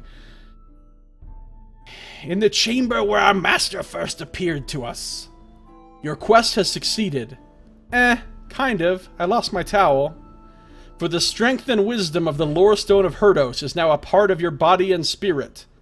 Your body that's really gross and covered with stuff that you can't wipe away because you don't have a towel. But there is much for you to learn from the Elder Magi as they prepare you for the most challenging of the Magna Chi quests you have yet to attempt. A quest that will take you deep into the hostile swamps of the Danarg, where the evil creatures of Agarash the Damned still thrive and dominate the land. If you have the courage of a true Kai Master, the secrets of the Elder Magi and the perils of the Danarg await you in Book 8 of the Lone Wolf series, entitled The Jungle of Horrors. No, I don't know where my towel is. Well, basically a victory, I guess. Well, I mean, I got the Somra Sword back. That's what's really important. Imagine if I had lost the Somra Sword and my towel. I'd be like, fuck it, I'm starting over from book 1. None of this counted. Retcon, starting over from book 1.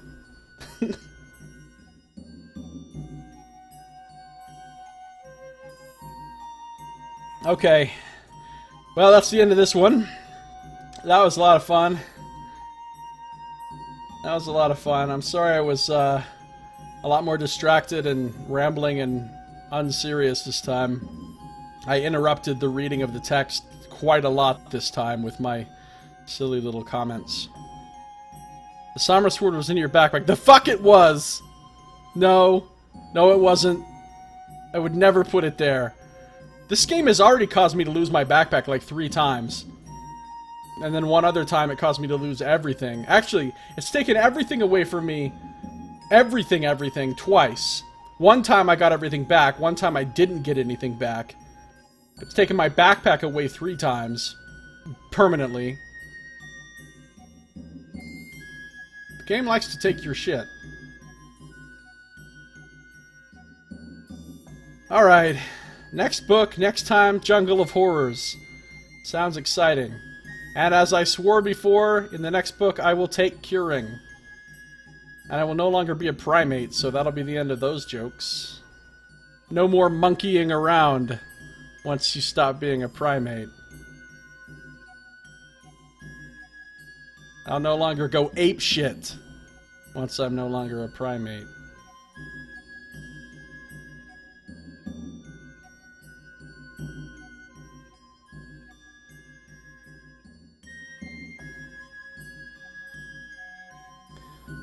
So, yeah, that's gonna do it for this episode then. Thanks for watching. This has been Josiah Plays Lone Wolf, Book 7, Castle Death of Towels.